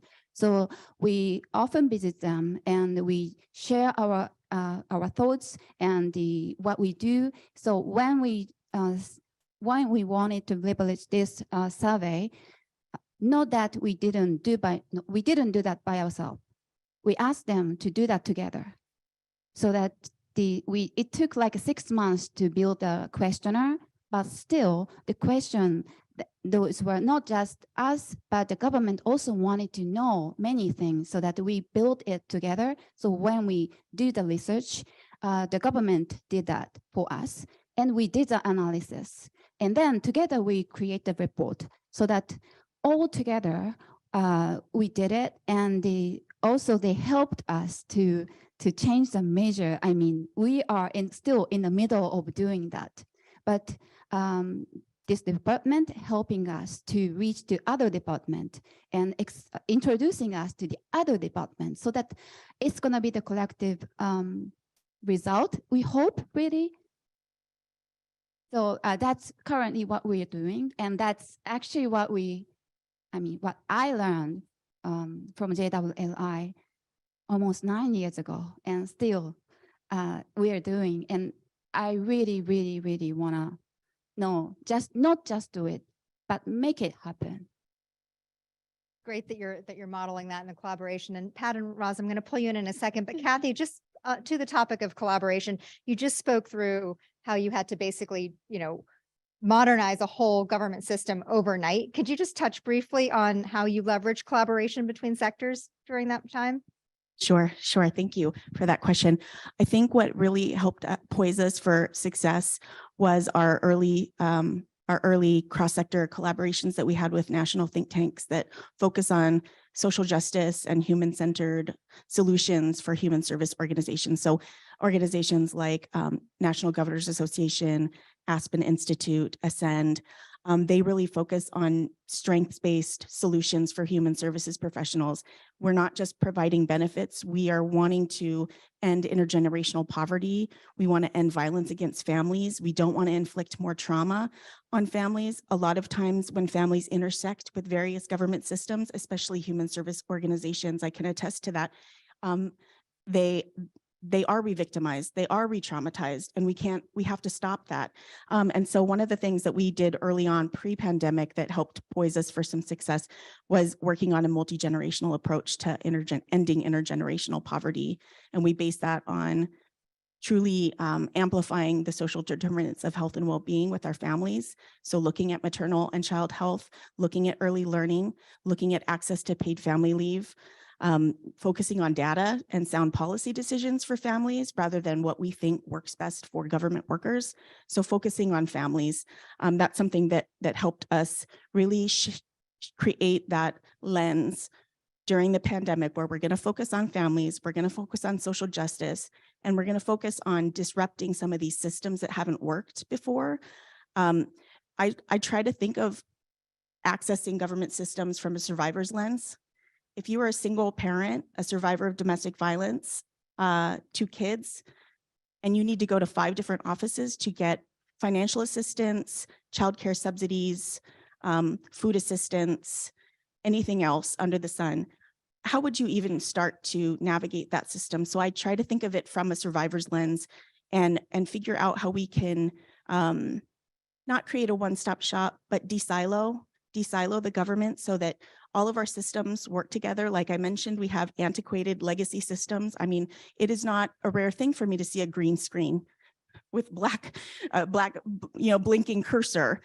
There are programs that we still have that we're trying to modernize that take 45 minutes to log on to. So part of, I think, creating that social justice oriented human service organization is really based on not just de-siloing our own minds of how things should function, but also rather than having the common retort to any question of something being asked of government, no, we can't do it, is yes, but how can we?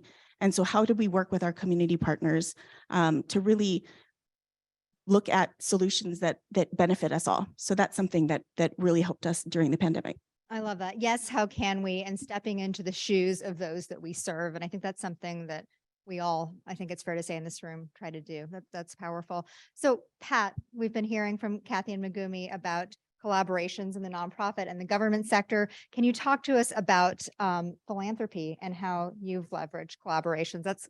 Philanthropy is known for collaborating amongst itself, but also in other sectors as well. Sure. The COVID crisis touched all of us, and the philanthropic sector was not excluded.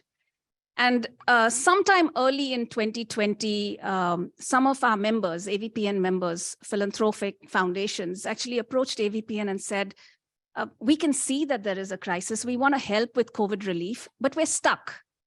There are lockdowns, there are travel restrictions. How do we go and meet organizations to provide this relief? And from that crisis of lockdowns and travel restrictions came an opportunity. And the opportunity was what we call philanthropic pooled funds. And so what AVPN decided, because we have networks across Asia, we have connections with organizations all across Asia, we decided to take the funders together and say, how can we maybe pool the funds together and then start dispersing it to organizations, small organizations that we know on the ground that are doing exceptional work. And so the first philanthropic pooled fund was launched in 9 months in 2020. It was $1 million pooled fund, and we called for applications, and it was incredible. I mean, we were supporting organizations that were taking boats and going to remote islands in Indonesia to make sure that vaccines reached people that otherwise couldn't be reached, going to remote hill tribes in Thailand. And from there, we kind of sat back and said, hey, this is a great opportunity. Since then, we've had many more pooled funds. Over the last 2 years through COVID, I think we've dispersed about $8 million to about 40 organizations. And this is unrestricted funding to help the organizations scale. And we've just launched actually the 8th pooled fund. And this I'm really excited to say is a pooled fund to support the economic empowerment of women in Asia. Women were the first to drop in a crisis. They're also the slowest to come back up. And so this pooled fund is now our largest. It's a $25 million pooled fund over 5 years. And we've just called for applications, and Japan is included. So I will use this platform to make a shout out. Please do send in your applications, because there are so many worthy organizations in this room and online. And please avail of the pooled funds. So you went from the first pooled fund being $1 million to $25 million in 2 years. Let me ask a follow-up question to that. Did you see the number of philanthropic organizations increase in terms of coming to the table to collaborate? Absolutely, absolutely. We started with 1 member suggesting it, and there were 3 that joined the pooled fund, if I recall. We've just launched the Women's Economic, and there's the Gates Foundation, there's Target Foundation, there's the Chanel Foundation, and there are 5 members from the Asia Gender Network that have contributed to that. So it's incredible. Members from Myanmar, members from Malaysia, Philippines, they've all come together to support women in Asia. And that's really powerful. And that's like really now such a strong opportunity that came from crisis. Fantastic. So Roz, talk to us about your work. You have been supporting movements and ecosystems, trying to also ensure that there are diverse constituencies that are a part of the conversation, have a seat at the table, and are at the beneficiary end of the positive impact. Can you talk to us sort of about that? Sure. In preparing for the panel, I wrote notes, as most people do, and just thinking about how could I best contribute to the conversation today. And I'm going to step away from my notes a little bit. So my definition of feminism, and I've said I identify as a feminist is giving yourself permission to do things differently. That's my entire definition of it. And it manifests itself in different ways. So I'm gonna do, what I'll say is I'm gonna respond to some of the things that I've already heard. And one of them was from Susie, my new friend, about scarcity and abundance. And I would underscore there is enough, right? There is enough, right? There is enough for everyone. And it's just a matter of how it gets distributed. And that's also true for philanthropy. And when we think of philanthropy, Pat and I both work in what I would say is organized philanthropy. We work for foundations or institutions who distribute resources out to organizations and leaders in the field. But philanthropy is a community practice, right? Every community, regardless of how many financial resources it has, engages in giving, engages in taking care of community. And when you think about it in that kind of framework, then we look at what we have in a very different way. And that's why it's not just a buzzword to say that there's an abundance, because we know what our communities have and what our communities have always had to be able to provide. The other thing I'll say is there has to be in life, in whatever you do, the balance of purpose and joy. So as we move toward trying to do well for everyone, to take care of everyone, to lead with our values, to make sure that people have access to what they need, they have access to justice, they have access to move freely about, and they have access to provide for their family and for future generations. That has to happen from a place of intention, and it has to happen from a place of imagining what is different. You have to be able to live that difference. And that's something we just came together for the first time, the group of us on the stage. We had a little Zoom time. Some of us had a little Zoom time, and then we had lunch together. And we're already bound to a commitment to each other. We even have a WhatsApp group that we're going to come up with a really cool name for, because WhatsApp group is not a real name. But the bottom line is we're able to be, we know that we're going to be in relationship to each other, because that's how we're thinking even of our relationship with each other, from a place of abundance, a place of leadership, and that when women leaders come together, then we make even more of a difference. And then the last thing I'll say generally about philanthropy is it is really important who sits around those tables. If it is the same people, then they do not always bring the same stories and the same narratives. They're not always paying attention to everyone. They're just paying attention to what they know. So voices like Pat and myself are important in philanthropy, not just because of the perspective that we bring, but because of the humility that we bring to the work, that we are never in those rooms on our own. We are bringing a lot of people with us.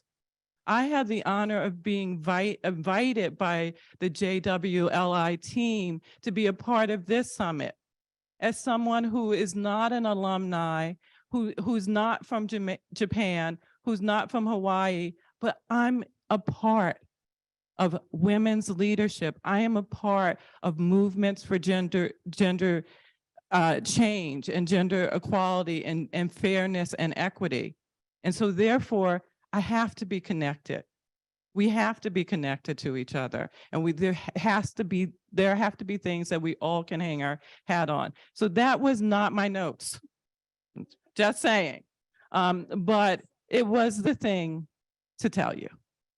Well, let's keep going on the no notes. I'm going to change things up a little bit, so roll with me. I do want to say, and this is incredibly important, I think that Atsuko and JWLI and the team have done such a great job with this, to your point, Roz, in terms of there's consultation, right? There's consulting with different groups, but co-creating, having local communities, having organizations that you're trying to work with, right? Not just for, at the table to co-create is so critical and so important. But I want to get both Pat and Roz's take, but also Megumi and Cathy's take on philanthropy and how it balances immediate versus long-term responses, right? Would love to get your take from a philanthropic perspective. And then Cathy and Megumi, if you could also chime in with your take on how, whether from the nonprofit sector or from government, the interactions with philanthropy, and again, balancing long-term versus immediate. Well, I could jump in there. And this is always a tussle, right? Whatever's urgent versus what is long-term important. And you're all the time toggling between the two. But I think one area that we have driven, which I think will have long-term impact, is actually the launch of the Asia Gender Network, which is what Atsuko is part of. Now, the Asia Gender Network is this small network of philanthropists from all across Asia. And the reason why I think it has powerful impact long-term is because of three things. The first thing is this is a network that allows philanthropists to learn and share with each other. And as a result of learning and sharing, their own philanthropic giving will become more robust, more sound, and hopefully they will give more because they have learned from each other. And specifically in the area of giving to improve outcomes for women and girls. So for example, recently we had a member from India, a member from the Philippines, a member from Indonesia, all of them doing great work to support female artisans. But when they came together and started discussing what they do, they started learning they had a lot of commonalities, but a lot of the challenges they were facing, they could learn from somebody else, and therefore they could grow the work that they're doing. The second area where I think this can have long-term impact is actually in influence. Megumi was talking about influencing government from the top. There are a lot of policies out there, a lot of systems that need to change if we are going to have gender equality. And it will only come if we can influence that change. And so the members of the Asia Gender Network actually co-authored the principles for giving with a gender lens. And they were tabled at the G20 in Indonesia and Bali last year. This year, G20 is in India. And we're going to be taking the power of the Asia Gender Network to these forums so that we can work with UN Women and work with other organizations to impact some change. And finally, I think the area where networks like this can have long-term impact is by providing a platform and providing a voice. There is not too many global platforms, if you kind of attend them, which shines a spotlight on what's happening in Asia. Maybe a little bit about India and Bangladesh, but if you go further east, you have very few spokespersons coming from other parts of Asia. And there is so much incredible work happening in Asia. Some of the language that is used is very alien to Asia. You know, words like feminist, philanthropist are very Western words. And the way you do things, the cultural nuances is very different in Asia. And so just finding a way to integrate those voices, I do believe will also have a much longer term impact for a more equitable world. So I'll just pause there. But I do think in the area of sharing, influence, and providing a voice, we can see long-term impact. Roz, I don't know if you want to. Sure. Which one's double mics? So just really kind of building on what Pat shared, a couple of thoughts in thinking about this in a global context. And so for me, I've had for the past 3 paid jobs that I've had, because I do organizing in my everyday life that I don't get paid for as well. But for my jobs in philanthropy, I've worked at the global level on advancing LGBTQI rights. I've worked on the global level and advancing rights for women and girls. And when I was at the Ms. Foundation for Women, I also had a focus on advancing rights and protections for women and girls of color and Indigenous women. And I'm giving that kind of context to a lot of the changes that these populations and populations that I count myself as a part of are looking at are long-term, right? They're not necessarily problems or solutions that will be arrived at in my lifetime or in our lifetime. So it is a long haul. And so as you're supporting movements in philanthropy, you're also thinking about how can you be there, stay the course, be there for the long term, while also being flexible and nimble enough so that you can respond. So for example, in the work that the Equality Fund, where I've currently been working, in the work of the Equality Fund, it's doing both things. It's supporting feminist movements and ecosystems for the long haul, making sure that those resources are very flexible, that they're unrestricted, that they're for multi-year gifts where there are as few strings as possible attached. And yet we are in a state of what people would describe as permanent crises, from conflicts to natural disasters, where women and girls are often on the front lines. They are the first responders. They are the ones who are standing up and thinking about the community as a whole. And because of that, you can't only think about the long-term change, but you also need to be thinking about how can you help people in their daily lives, in their daily experiences. And so you have to be thinking in strategic ways about how to use philanthropic dollars with the understanding that that's still only a drop in the bucket. And so what are the other resources out there that you can also access? And I'll say, regardless of what country we're from, the majority of resources we have are within our own governments. And I live in the US, where, believe me, we're paying a whole lot of taxes that we should have more control over. And this should be going to the greater good. And that's how philanthropy works. And what can philanthropic dollars do that other resources can't do? And some of what we're talking about in terms of equity and justice and equality is the kind of drum that philanthropic dollars can help beat until we can get other dollars to really do what they should be doing for everyone. And then my last thought, and I want to leave you with this thought. This is not going to be the last thing I say, but you know, for this moment. If we think about gender equality in a global context, at the current rate in which we are investing in gender equality, it will take 300 years to achieve it. Just think about that for a minute. So when we're using philanthropic resources, or we're trying to leverage philanthropic resources, the idea is not that we can make those 300 years go away, but where are the opportunities to accelerate change? And that is why the kind of work that Pat's doing, the kind of work that institutions like the Equality Fund is doing, is how can we make sure that the leaders and the organizations and the movements that are going to be there for the long haul have what they need, have their fair share, are seen and identified and known, so that we have, because they're the ones, if change is going to be accelerated, they're the ones who are going to be pushing those buttons. So where are the acupuncture points, the surgical precision points where you can come in and make an impact?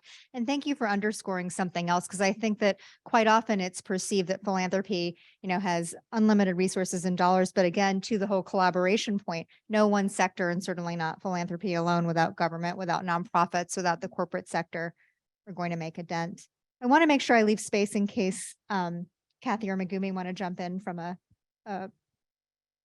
other sector perspective. Yes, I like to just say about from a small organization perspective. my organization is only 12 staff, including part-time. So full-time is only 3. But then during the pandemic, we tried to do the research project, right? Like I mentioned, and we had no idea how to do that.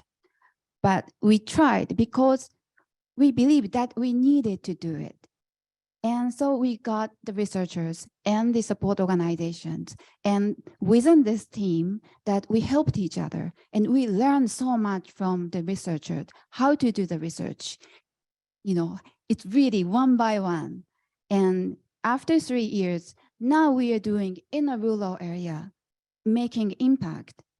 And I think this is this support system in a short time, we made a short, urgent result. I mean, for the urgent needs, but it's give us a skill and experience so that we can make it in a longer term. We can make it bigger impact. And here we have women leaders from government and foundations, and with it, you know, with these people having a network, we can make it even bigger impact, not just in a rural area or where you work, but with even in national or international. I think I can just imagine that we can make a bigger impact together. Great. So Atsuko had this really great idea, and she said, why don't we before we open it up to questions, so everyone please think of questions for the panel, both in the room and as well as online. Type those in now. You can start typing them in right away. Atsuko said, why don't we just open the floor to the panelists to ask questions of each other, so it's not just the moderator asking. So I'm going to do that now. And I know that everyone sort of has thought through questions. You probably came up with a million more during this conversation today. Pat, do you want to kick us off? Sure. We talk a lot about finding opportunity or dealing with crisis. And whenever there's a crisis, our first thought actually goes to the people that work with us or our organizations or society, people who are underprivileged, people that need help. But last night I was having dinner with Roz, and I actually had a question then, which I thought that Roz could share with all of you, which was, what do you do for yourself? How do you stay resilient? How do you stay grounded? How do you take care of yourself? Because if you don't take care of yourself, it's very difficult to take care of everybody around you. So Roz, why don't you share? What are your tips and ideas of how to care for yourself? Why, sure, Pat. Well, we had a great dinner, and so some of my self-care involves excellent sushi, which Hawaii has definitely delivered on. But one of the things I shared with Pat is that I don't wait for sick days. I don't wait to be sick and have to take care of myself. I take wellness days, right? I think of my time as wellness days, that I will take a day where I go to see that museum exhibit that I really wanted to see.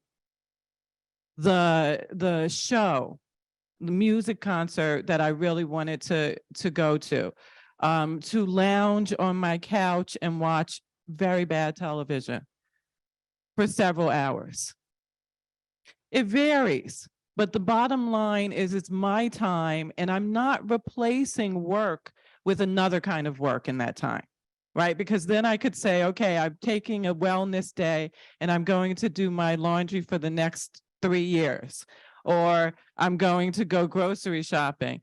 But those things will get done. But the wellness is taking that time for myself. I love vinyl records, so I'll spin records all day and DJ for my family or my neighbors, or take a long walk or ride my bicycle, something I like to do.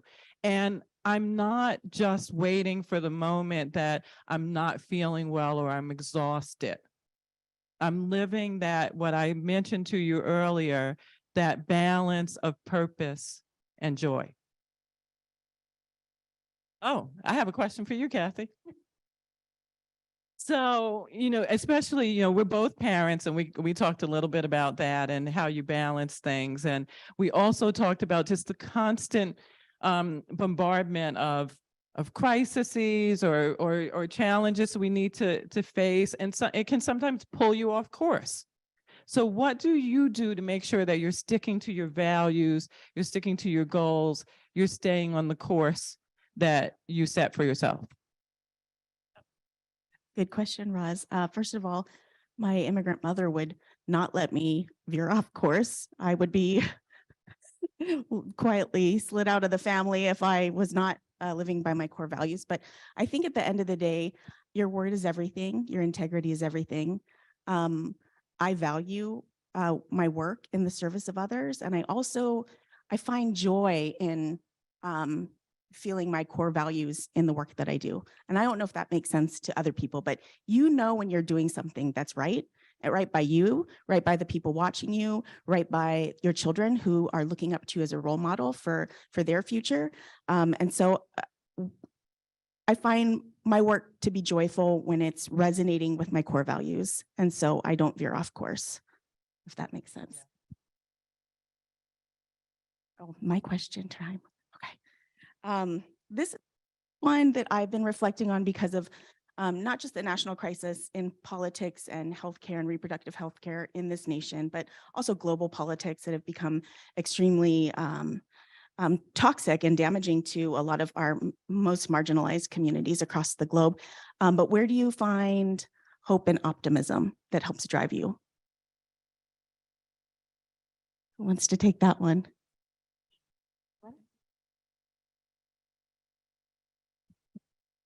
Okay, I'll give Megumi some time to think. Where do I find hope and optimism? Actually, it's really interesting, but it doesn't have to be from all the large scale politics and things that are happening. I actually find hope from the smallest things that are closest to me. So the hug from your daughter. I have a teenage daughter, and when she comes and says, "Mama, lie down with me," oh my gosh, I have hope for the future. Completely. The type of things young people are doing today. I mean, they are so much more inclusive. They care about the environment. They care about the earth. That gives me hope. The fact that, when I spoke to a few of you, the work that you're doing, that gives me hope. So I think you don't have to look very far. I just wish this was reflected in global politics, and maybe we'll get there someday. But whenever you want a reason to smile, you can find it in the areas closest to you.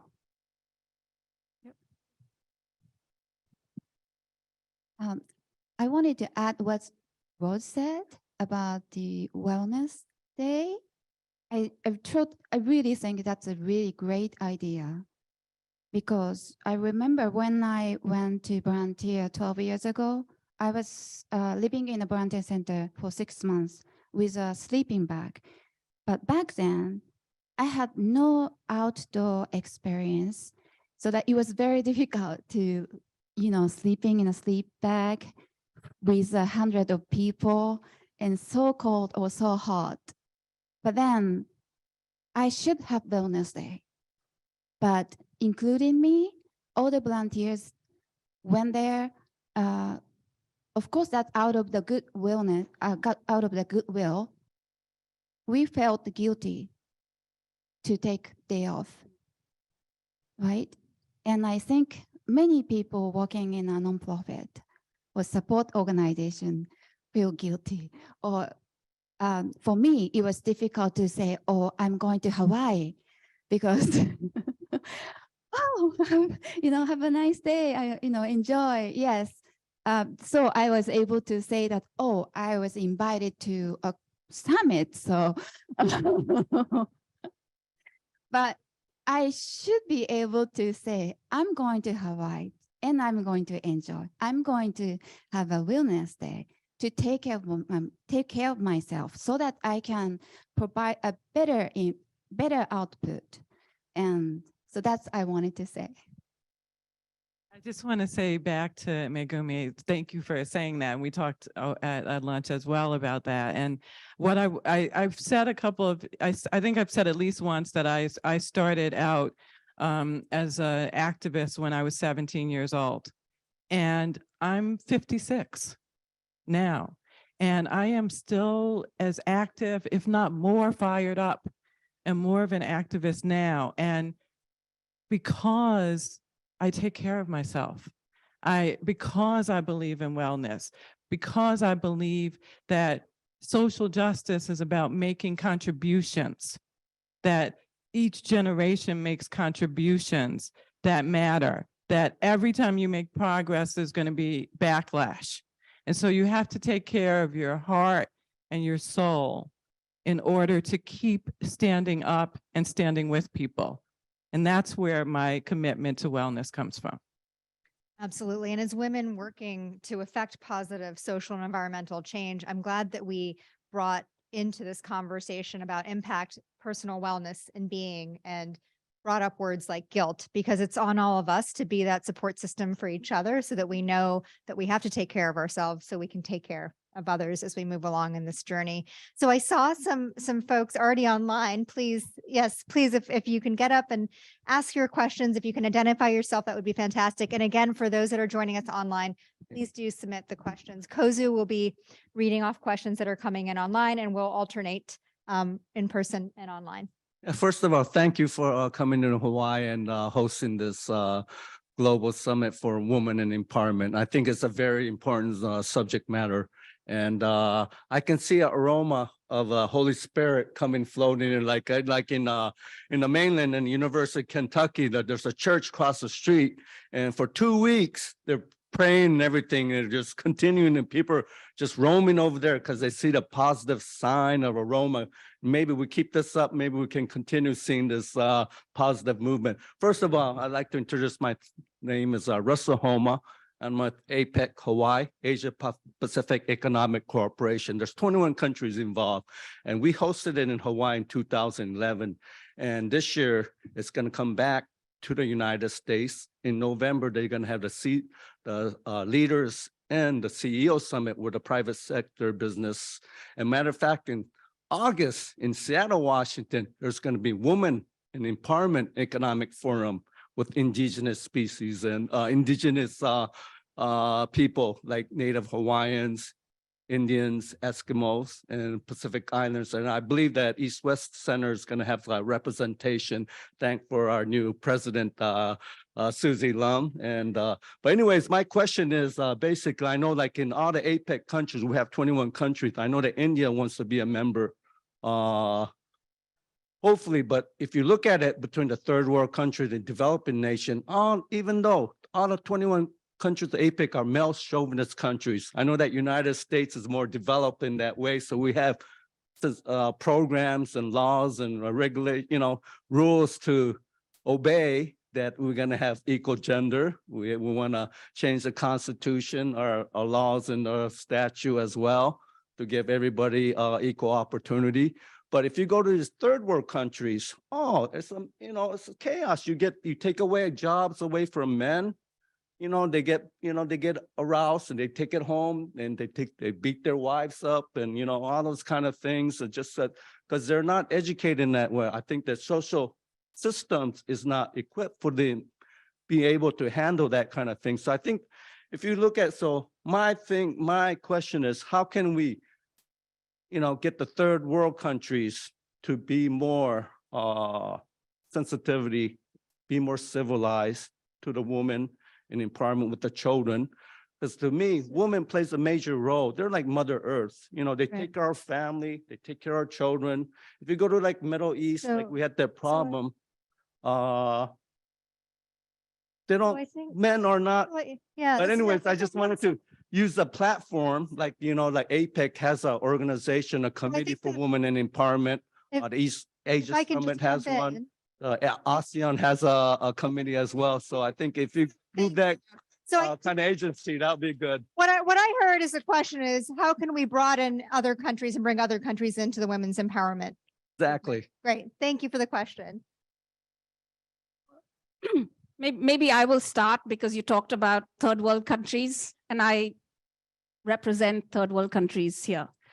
I don't think of it like that. I was really happy to see a man come up to ask the first question in a women's leadership summit. And we do believe that we have to work with men as allies. But I don't see third world, first world. Some of the issues are the same everywhere.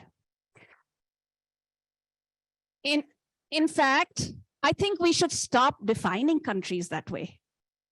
Some of the things that you think are working really well in first world might be working even better in some of the places you think of as third world. Some of the things that are not working well in the third world are not working well in the first world either. And so I don't see, I feel like a lot of these definitions, throw them out of the window, please. Let's try and think of everybody. How can we lift the whole world? Not one world, not a second type of world. Let's lift the whole world. Make a more. Thank you, Pat. I have to pick up the mic too and comment along with Pat because we share a similar perspective. But what I would add is this: that we shouldn't the idea of the third world. I mean, when we add up all the peoples of the world and we add up all these different countries, I mean, it's not the third world. There's not a third world, right? Like, what's the first world and what's the third world, right? So that's one thing I would say. Then I wouldn't make any assumptions about where the US is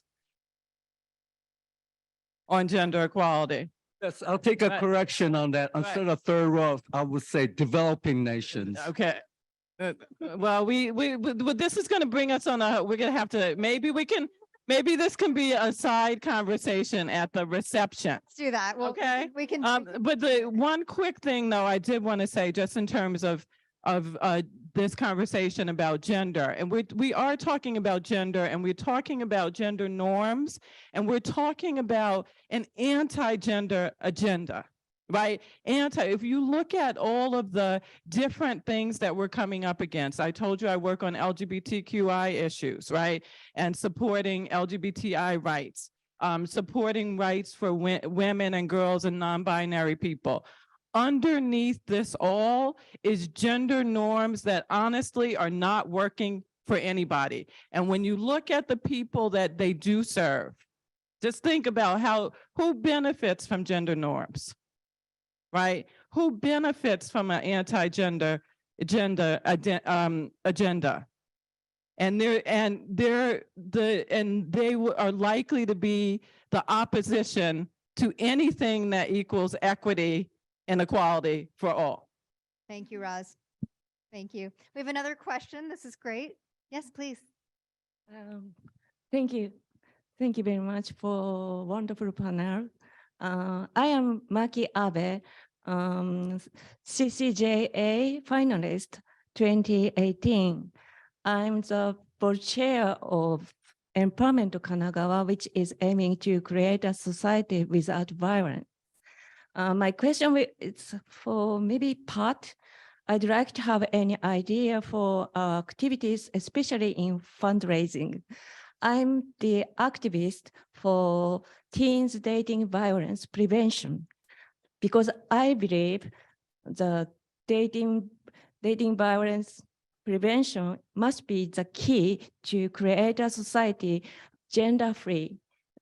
But Japanese domestic violence prevention law doesn't protect the victim of dating violence, only protects victims between married couples.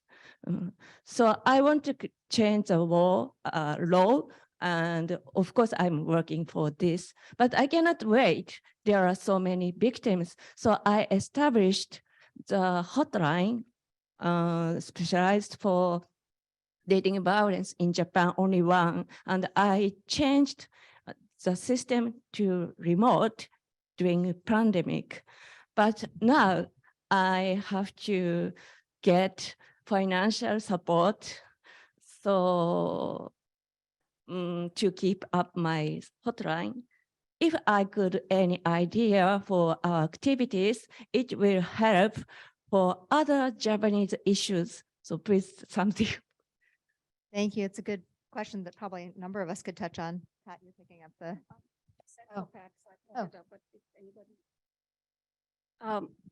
First of all, I compliment what you do. It is extremely hard work. It can also get you down because some of this is really, really heartbreaking. How can you apply for financial help? Now that's a tougher question, but I don't think it's impossible because I do know there are many organizations across Asia that want to support this space. What I could do, and we could connect after the panel offline, there are a number of different organizations, different foundations that are working in this space, and maybe we could help make some connections. Thank you very much.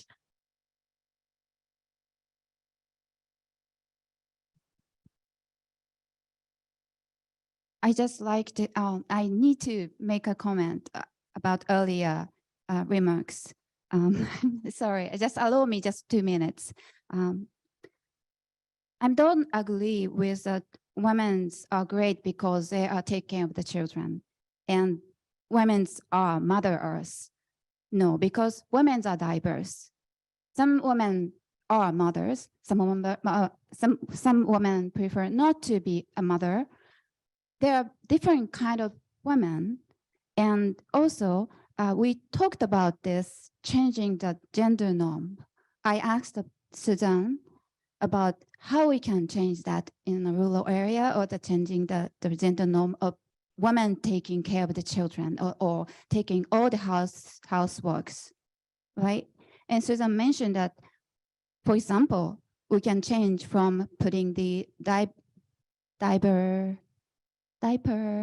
yes. Thank you for supporting me. Yeah, diaper changing the place. That's one way of changing. It's like a system or structure. So more men can change, be participating for child bearing, right? So I just wanted to say that I wanted to make a stance that I don't agree, and let's think about more changing how we can change the gender norms. That's some people are thinking that way. I want to actually thank you for that question because it actually enabled us to unearth a number of topics, right? And terminology. And actually, it's easy to get up here and all sort of have similar perspectives or be in a room with people with similar, and I'm not saying you had different perspectives, but I think that that's where you actually can move forward and create the most change when you bring people with different backgrounds, different perspectives together. So I'm actually really glad for that question and the conversation that it's engaging us in both here and clearly also at the reception later on as well. So, and Kozu, I think you have a question from our online audience, so I'm going to turn it over to you. Thank you. So I have a few questions, but one particular is interested in well-being. They seem to be very interested in well-being. And in fact, we actually had one of the workshop earlier with the 37 women participants on the very topic well-being. So if you can talk a little bit more about it, what you do, how you take care of yourself, what exactly you do, and also how to sort of keep balance mentally when you have to take away from work.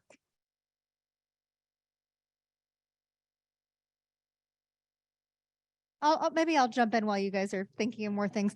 Because we were talking about this at lunch, I think that the most difficult thing these days, at least for me personally, is putting the phone down. I work for a company that's based on the West Coast. I'm based on the East Coast, but it's a global business that we're in, right? This business of positive impact and change. And again, I'm sure none of us, all of us up here on the stage and in the audience, online and in person, you feel like there's so much to do that you cannot sort of pause, because if you do, something's not getting done or it's not moving as fast as it can. And for me, that's that's not an answer in a positive sense, but it's just an honest reaction that it's hard for me to put down the phone and not feel like if I don't respond now, then I can't keep the wheels sort of moving.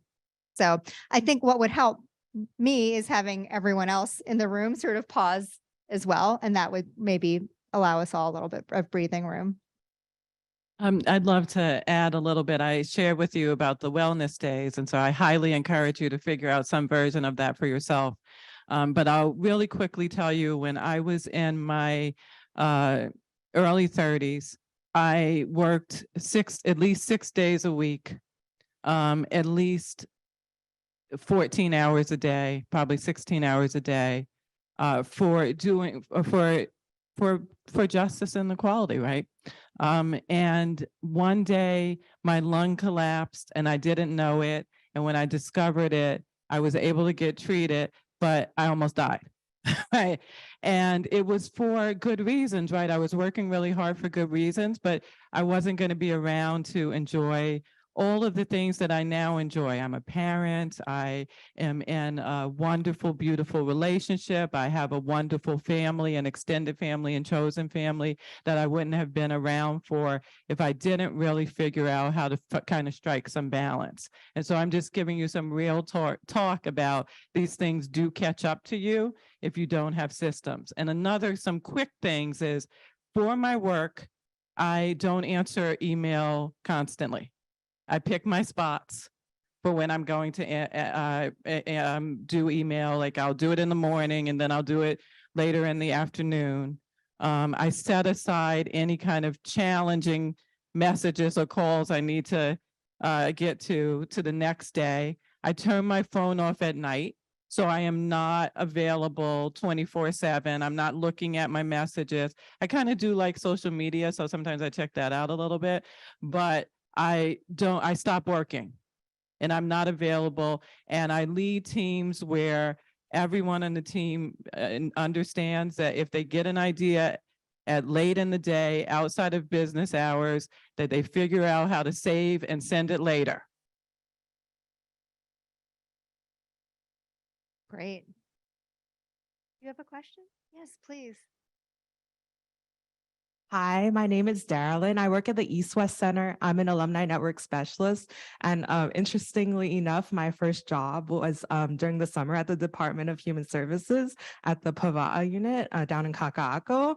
And I've worked in a lot of these public service type of jobs. And I really do understand the antiquated part of it. I mean, I've even worked in Japan as well, and face the same issue. And a lot of the times we're told like, oh, it just doesn't work that way. No, you can't do it. That's just the way it is. So I have a few questions for Cathy. How do you respect the old ways while also encouraging new ways? And how can you instill change in a place that is set in its ways? And how do you have hope for change in those situations? Thank you. How long do we have for this one? First of all, thank you for your service to the state. I know it's not easy. Some of those public facing positions can be extremely difficult and trying for folks. So thank you for that.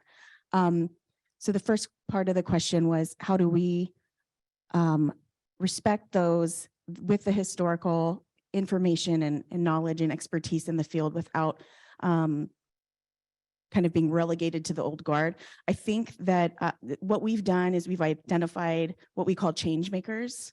And some of those change makers are some of the most respected and older individuals that have been working for our department for decades of time. They know a lot. They might not have ever been asked by any director or any supervisor, what are your thoughts on this? So we get buy-in. So we have change makers across the department that we kind of gather to look at new solutions, new ways. Right now we're modernizing our benefit and eligibility system. So that's all the financial benefits. And what we've been doing for the last 3 years is having these change makers, they test out new technology to see if it's going to work for them. And we attempt to garner, respect and innovation while also respecting the historical information that they have. And also recognizing, I think we need to recognize the struggles that they've endured by being in state government for so long and having to try to serve someone in the public that is in need very quickly with an antiquated system, because we're not going to get new people into our team to work in government if we can't modernize systems and give people the tools that they need to be successful. The other two questions, I need you to re-clarify what they were. The other two questions, how can you instill change in a place that is set in its ways? And how do you have hope for change in these types of situations? How do you instill change? I'd go back to the change makers. I mean, we try to uplift those with lived experience within our systems. We listen to their concerns. Obviously, sometimes that's more successful than others. And we try to create change from within by respecting individuals that have worked in the system for a really long time.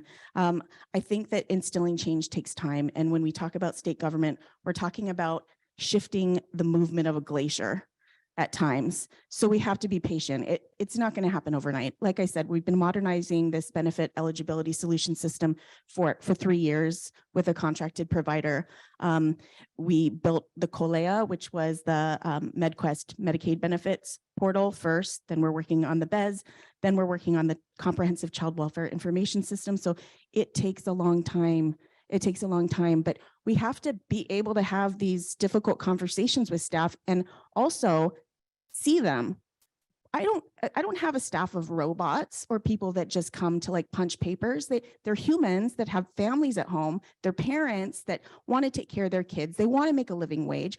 I have people on my staff who have been houseless, who have lived in their cars, who haven't had access, that needed access to our benefits. We can't let that happen. So we have to be, we have to be forceful in innovating government, but we also have to see our staff as valued individuals that are doing the really, really hard work to uplift government.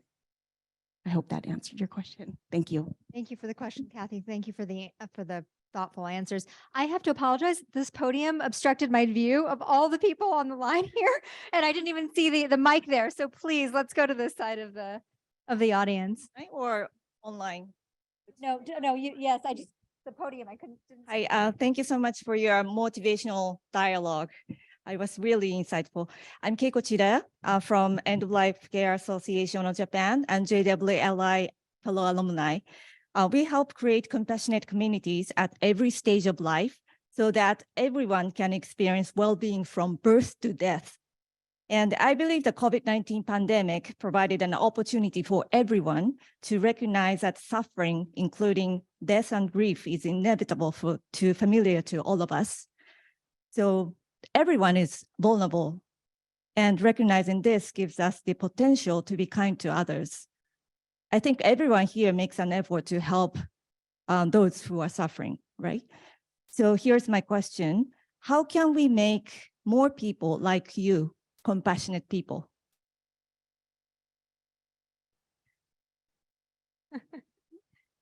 More. I've got to say, I don't know if it's more people like us. It's more people like you. yeah. It's more people like the people in this room. And I think that's what Atsuko and JWLI have really lifted. You just right? shared what you do. We need more people like you. Yeah. Thank you. Would you like to ask a question? Yes. I'm going to move over Thank here you. so you can Yes. see my face. My name is Ara. I'm a creative director for a co-working space called Box Jelly. I'm an educator. I've been working at the art department here at UH Manoa for the last 13 years. My question is, women are usually in the forefront when it comes to conflict resolution, right? So my question is, in the context of the history of militarization in Hawaii, in the context of Hawaii as a strategic point in the Pacific, right? Where can we be of best service when it comes to conflict resolution? How can we best collaborate, not necessarily, not just on an academic level, but on a community level to create bigger impacts in our community? I'll open it up. to me, when I hear that question, it goes back to, again, to just having a seat at the table, right? And I think so often women are not at the table, whether it's from a nonprofit perspective, a government perspective, corporate or local community perspective. So that would be one of my responses, but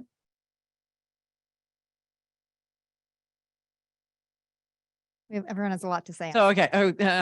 So just actually, this is in relation to both of those questions, both questions. So one, I agree about the seat at the table, but I also think it's about changing conversations. So around the world, whether we're talking about militarization or conflict around the world, and particularly around war, we never really hear the side of the story that particularly impacts women, right? So women and girls tend to be weapons of war, but the entire dialogue is about the expenses on military resources, how the deployments, but not the human cost. And the human cost is often women and girls. And that part of it is why it's important to have the voices of women and girls and I would say non-binary and trans folks as well as a part of the conversation. And then I think, to Pat's point, to the other question, I think telling our stories, the storytelling thing, it gets treated as if it's not a part of movements and it's not a part of social change, but it's actually really critical. And one of the things that we don't do well is tell the stories of the social change work that we're doing. Right. So a lot of times we feel like we have to almost apologize or be defensive in describing the kind of social change work that we do. Right. So if someone says, what do you do? Then we tell a very, very long story about what we're doing, what our organization does, when we really should be just getting to the point. There's gender-based violence, and I'm addressing it. There's girls are being forced out of school in the 6th grade in my country, and I'm trying to change that. Women are not allowed to vote or discouraged from voting, even though they have the right to vote. We're making sure that they can get to the voting polls.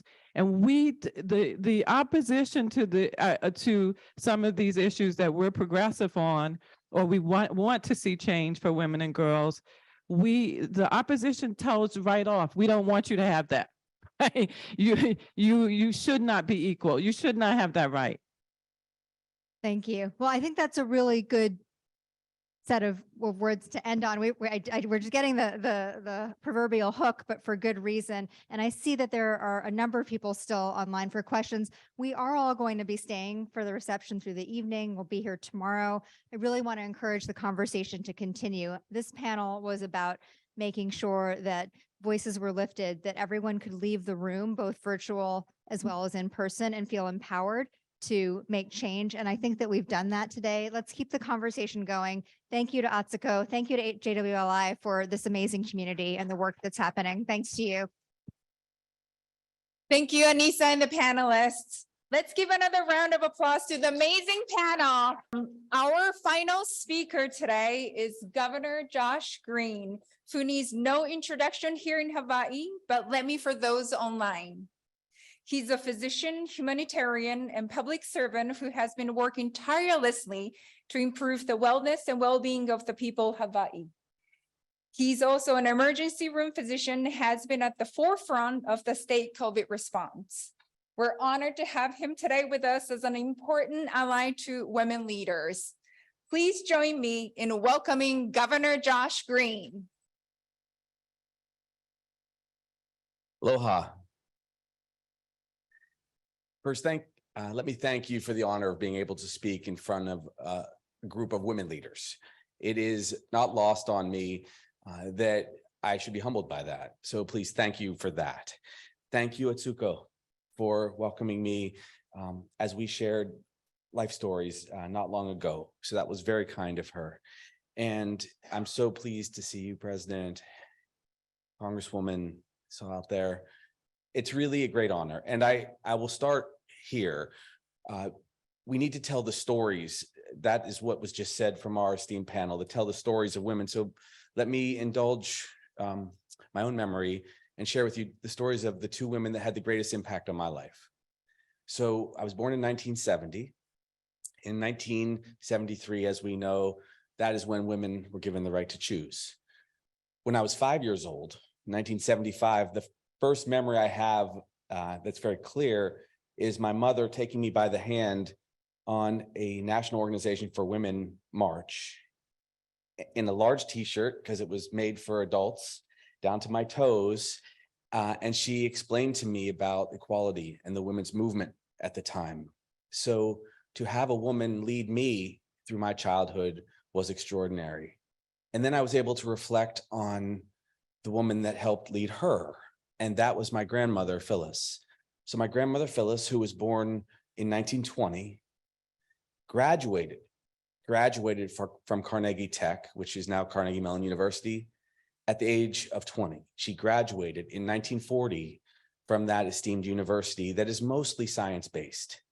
And that was the other extraordinary woman figure I had in my life. She, my grandmother, went on to be one of the presidents of Planned Parenthood in the East. And I feel this moment very acutely and keenly right now, because just yesterday, I was given the honor to get to sign the piece of legislation. Thank you.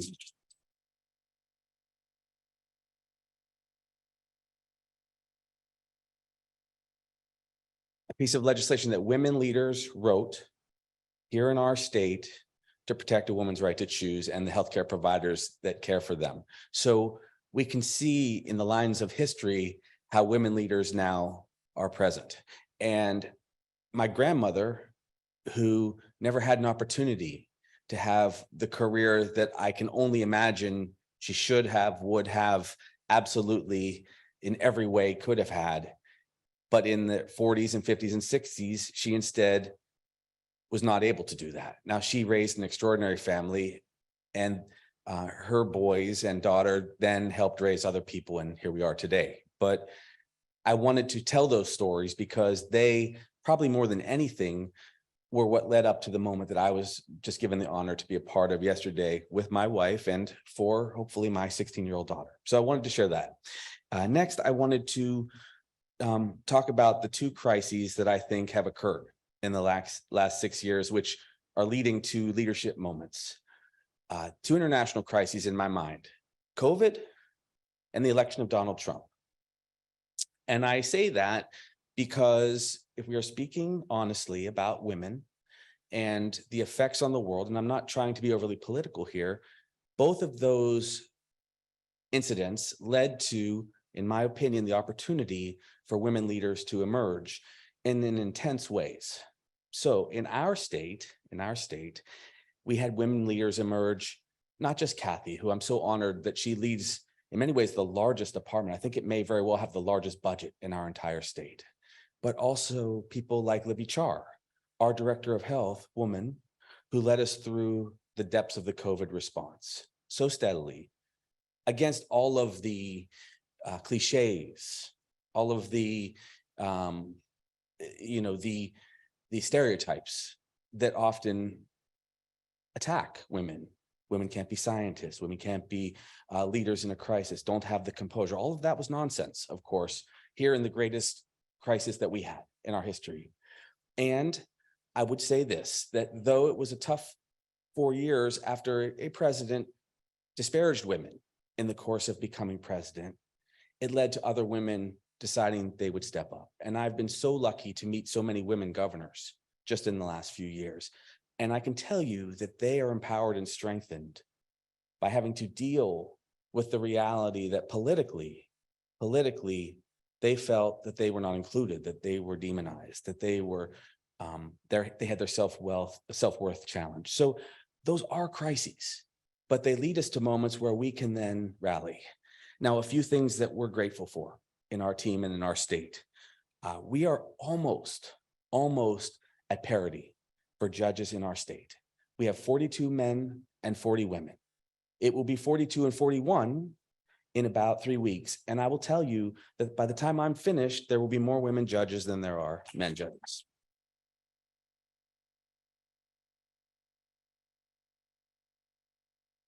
And the opportunities that we have to have leaders, women leaders come to the fore now, I think, unlike in the past, are there finally for us.